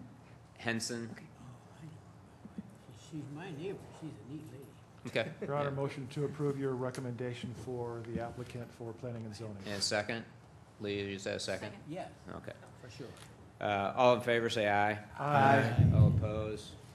Abstain. One abstain. Okay, thank you. Just a reminder, if anybody's interested in attending the Missouri Municipal League in September, I would make sure you get notice to the staff and they can make reservations for you. It's actually in Branson. Public Safety Committee, anything further? No. Well, I have one other thing I was going to ask about. We have one thing to mention, and that is about tomorrow night, Oh, tomorrow night's National Night Out, yeah, so that's down at Brentwood Forest, so. No, I'm no, sorry, swim club. Brentwood Swim Club, sorry, thank you. Should have Okay. done that before the room cleared. We did item C. I don't think too many people Wait a will minute. be there. Your Honor- Ways and Means Committee. Your Honor, if I may go back Yeah. to Public Works. Sure. BOLA and Public Works and Board of Aldermen. Last night, the street on Manderley, or actually Saturday night, Sunday morning, Manderley had its 5th water main break in less than 2 years. In the proposed budget, we are looking at milling and relaying the street of Manderley. Prior to us doing that work, can we have contact with American Water and see if they'll replace that pipe before we tear it up and do the street and then have it torn up again? We notify the utilities before we do any maintenance on the street. Yeah, but I would really like to see them fix that pipe all up and down that street. Thank you. Okay. Ways and Means, anything further? Yes, Your Honor. Two things. We've got our next meeting coming up August 29th, 4:30 here in the chambers. It's our budget forum meeting for the citizens of Brentwood to come and, if they wish, listen to the discussion and contribute their ideas for their areas of focus that they would like to see addressed in the city of Brentwood. Additionally, we have the recommendation from the Ways and Means Committee to ask permission of the Board of Aldermen to form a audit advisory committee, which would be made up of Brentwood citizens. They would report to Ways and Means. The proposal is for that committee to not have any representation of elected officials on it, but rather to be independent Brentwood citizens of expertise. And we would just like permission from the board to form that committee and come back to the board with some more specifications as we work that out at the next meeting. Well, I would recommend that a little bit over a year and a half ago, I actually suggested this when we first started some of our initial issues within our with the finances in the city. Number of other municipalities have ordinances that have adopted a finance committee. I think it would be best to set those parameters in place before we start to form a committee. One of the things I would recommend, and I believe we still have copies of the other ordinances from the other cities establish their committees that you can review. But I don't think you want to limit it. I think you do want to limit it to professionals. But also, I think in the other cities, they also allow businesses in the community. They don't necessarily have to be residents, but professionals that have their businesses located in the community that they could serve on that committee as well. It'll give you a broader scope. For instance, our architectural review board, one of the issues we have with that, making the requirement that they're architects, is that we're limited to the number of architects that live within our community. So I think you need to set those parameters and bring that back. But I think the idea of forming an advisory finance committee is a good idea for as another form of oversight and and just good in general to have professionals look at it that may be able to see things that we don't. So, Your Honor, thank you for advocating that and also bringing it up in the past. I can tell you that it was a lot just to get this recommendation to the board from Ways and Means, let alone come up with specifications for a committee of which we're describing. But we'll take it up again August 29th and see if we can deliver something to the board. Well, I mean, we can do it at the board level. I mean, we can bring those and have it developed at the board level. But, again, until you have that parameter, I don't see how you could go ask people to serve until you can tell them what their duties are going to be. We're only seeking permission for you to make the recommendation for that committee. The committee doesn't exist in the city right now. Right. So we would come back to you with the framework, and then you would appoint the members that's fine, based upon that prescription. We need to have the framework, right? Is that what you're saying? Yes. Okay. So I'll work on it. How's that? I just say I think we should call it an audit committee. Yes. To better define what they're going to do. Finance is Audit a wide advisory committee. range of responsibilities. Well, and I think that's why you want to look at. I'll be honest with you. I've come not to like the term audit,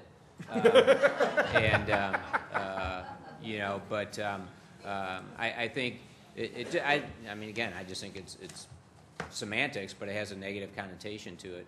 And I think that Finance Committee, that's why we need to set the parameters of what they're going to be doing. Because I think they're going to be looking at more than just our audit. They should be, making they could be making suggestions at all level of our finances. And so, our finances. So, maybe if we could, Bola, could you maybe dig up those ordinances from the other communities and maybe forward them to all the board members? Your Honor, we do have all that stuff. Okay. Well, we just couldn't come to a consensus at the last meeting, other than we'd like to form the committee. Okay. Then make the motion to form the committee, and then we will formalize a structure for it and bring it back to the full board. How's that? Okay. Okay. So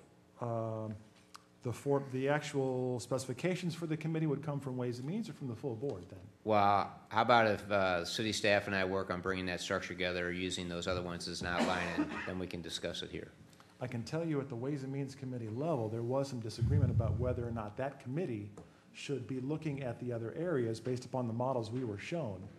As an audit advisory committee to the Ways and Means Committee. It was quite a stretch for some of the members, for example, to contemplate not having the Ways and Means Committee take care of it as their own charge of duty. And so just getting the possibility of having an audit advisory committee, which was the recommendation of several other municipalities that we looked at, seemed to be an agreeable charge amongst most of the members. So if I could just make a motion for the City of Brentwood to form an audit advisory committee that would report to Ways and Means and would not have aldermanic representation, but would include the possible inclusion of businesses and their representatives who are included in the City of Brentwood. Well, is there a second for that? Second.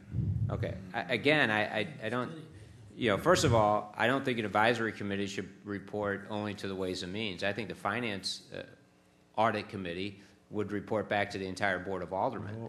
Then what's the Ways and Means Committee for? You got your, you haven't... We talked about it, Your Honor, we did. Yes. Well, then why do we have an outside auditor? What's the Ways and Means for? That doesn't, you're still going to have your duties, but it's another way of it's another form of oversight with professionals in the field. And what we don't want to have is duplication of duties. The Ways and Means Committee already looks at all these things. What we're looking for is independent, for example, Len Eschbach, for example, would be one of the members proposed for committees as such, who would offer this independent advice to us to consider as we debate the legislation required around our audit or changes going forward. And right now, we don't have that independent input except by way that we purchase it. So this would simply be another tool that the Ways and Means Committee would use to benefit the city. But if the recommendations that the audit committee is going to make, the Ways and Means Committee doesn't really have the authority to enact anything without the approval of the full board anyway. That's right. So they need to report back to the full, and that's why I think it's important that if you're going to have an advisory committee, that it reports back to the full board, not just to one committee. So that we all have this, because in order to make the decision, we're going to have the input from them. Pat, couldn't we have something sent around, we get to think of, couldn't we have something sent around, and I'm not ready to vote on this. My mind's going all kinds. I'd like to have a copy of whatever he wants us to have a chance to look at it, and I don't want to make a decision on this tonight. I would agree, because I don't have enough information either. So. Do you understand, Tom, what I'm a little bit of a deficit, Your Honor, because one of our members is not here this evening, and she had some thoughts on it as well. So my goal is to try to get something done. We've got a meeting August 29th, which is about a month away. If we can't do it tonight, then we can't. Okay. I just want to add some background to this. Most audits have an audit committee. Audits don't report to the board of the company. They report usually to an audit committee. Part of what this would give is just some assurance to the residents that a group of residents saw the audit report. And I'd like to see CPAs on this that are not associated with this board, so that there's some transparency.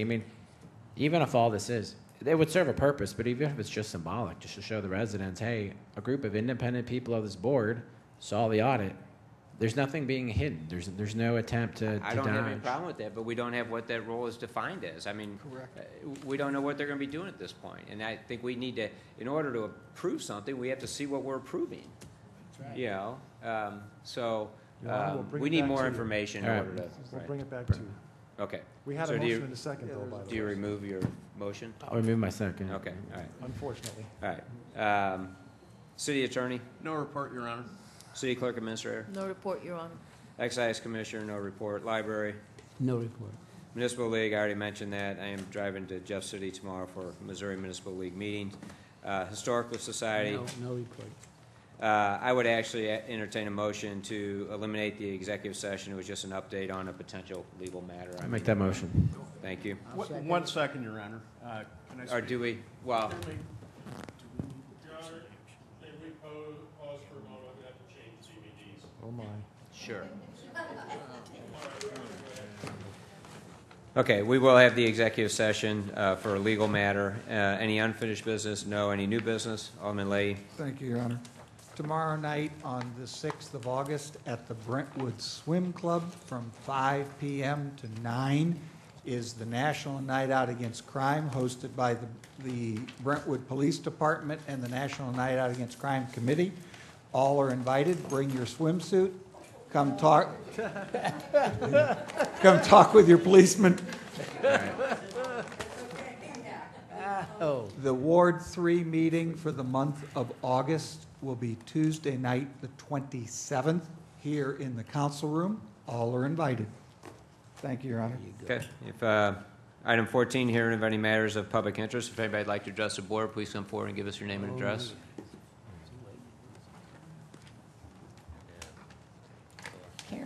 Karen Smith Harrison. I wanted to thank Anthony for reminding us of the diversity that was lost with the development of the promenade. And I know that there was many in that area that was that were at Board of Alderman meetings that wanted to sell, but there were also many, many members of that community that made up that community and were important members of our community that did not want to sell. And those people and their addresses are in the minutes from that time. I believe in my files. I have copies if anybody is interested. I live in a similar situation as the residents on Madge in that we have had new developments that have tried to encroach back into the residential areas. I know what they had to go through, and I know what it's like to live with, and it's a real concern that we have in Brentwood for many of us that live within the first 1 or 2 blocks of Brentwood Boulevard. I imagine that could also hold true for some of the folks along Manchester, but I can't speak for them. I do know that it is an issue for many of us that live in the first 2 blocks along Brentwood Boulevard. And I think that it would really be nice if we could come up with a better way of bringing new developments forward that had more collegial exchange of how these developments might actually occur. What do you mean?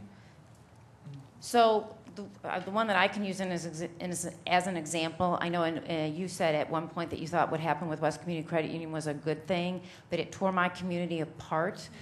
We didn't find out about it until the development was already on the books, and so the president of West Community Credit Union actually came up and apologized to many of us later, saying, I had no idea that you all were opposed to such a development. I was told that we would be able to get the city with no trouble. And he said, I didn't know, we would have come forward with something different had we understood more of what your concerns were. So I think that there's probably some ways that we could look at doing these things differently. Well, but the city didn't know until they proposed it to us either, so I don't understand how we could have done anything differently. And then we have a development that actually went out before they made a proposal to the city, and the same outcome came out, that they were turned down by the city. So, I think, we try to get the information when we have it, and it's always easy to go back, oh, you didn't give it to me, but the reality is we did, and it went through a process. I guess maybe we just need to look at the process. But we don't know until they submit it to us. Well, that's not the way they explained it to me. They come up and they talk to the planning development area and get ideas about what the code is. Just like a home builder would if he's doing an addition on his house to find out what he would need to do, right? Right, but I don't know if there's some way to have more of a community effort instead of it being So whenever anybody comes up and gets information about a permit, we should then submit. No, send that's something not out to what I'm everybody in saying. the city. And you know that's not what I'm saying. Well, I guess I'm just trying to understand. The resident that brought up the problems that we've had, I know we have experts that look at this and try and work these things through, but as that resident did bring up earlier, even with that expert opinion and the overview, there are problems with a lot of the developments that have gone in, including the one that went in behind me. The original plans that we saw as the residents that were directly impacted it, that development didn't sit up as high as it is. And then all of a sudden, they were sitting up there. They didn't come back through, there was no public comment when they raised that land up like that, okay? So I don't like to talk about that development because those people paid a lot of money for those homes and they're proud of their homes, and I'm happy that they're proud for their homes. But those of us that live on Harrison feel like we're in a fishbowl, and that was not part of the original development that was approved by planning and zoning, by the board. The plans that we saw and we looked at, that was not part of it. And we, to this day, nobody can tell me how that got through, how they came in here and were able to get that development built up like that. So I think there are, even though we have experts involved, I don't think that the way that we bring developments forward, it always works the way we think it's going to work. There's going to be problems, and as a community, we need to always be working through those things. But it's, you know, I'm just voicing my concern that there are those of us in Brentwood that are concerned about the encroachment back into the residential areas of new developments that come in. Thank you. Can I say something, Your Honor? Yeah, we're done with public comment. Go ahead. Well, regarding that comment, you know, if you're worried about commercial encroachment on your house, don't buy a house right behind a shopping center. Simple as that. You're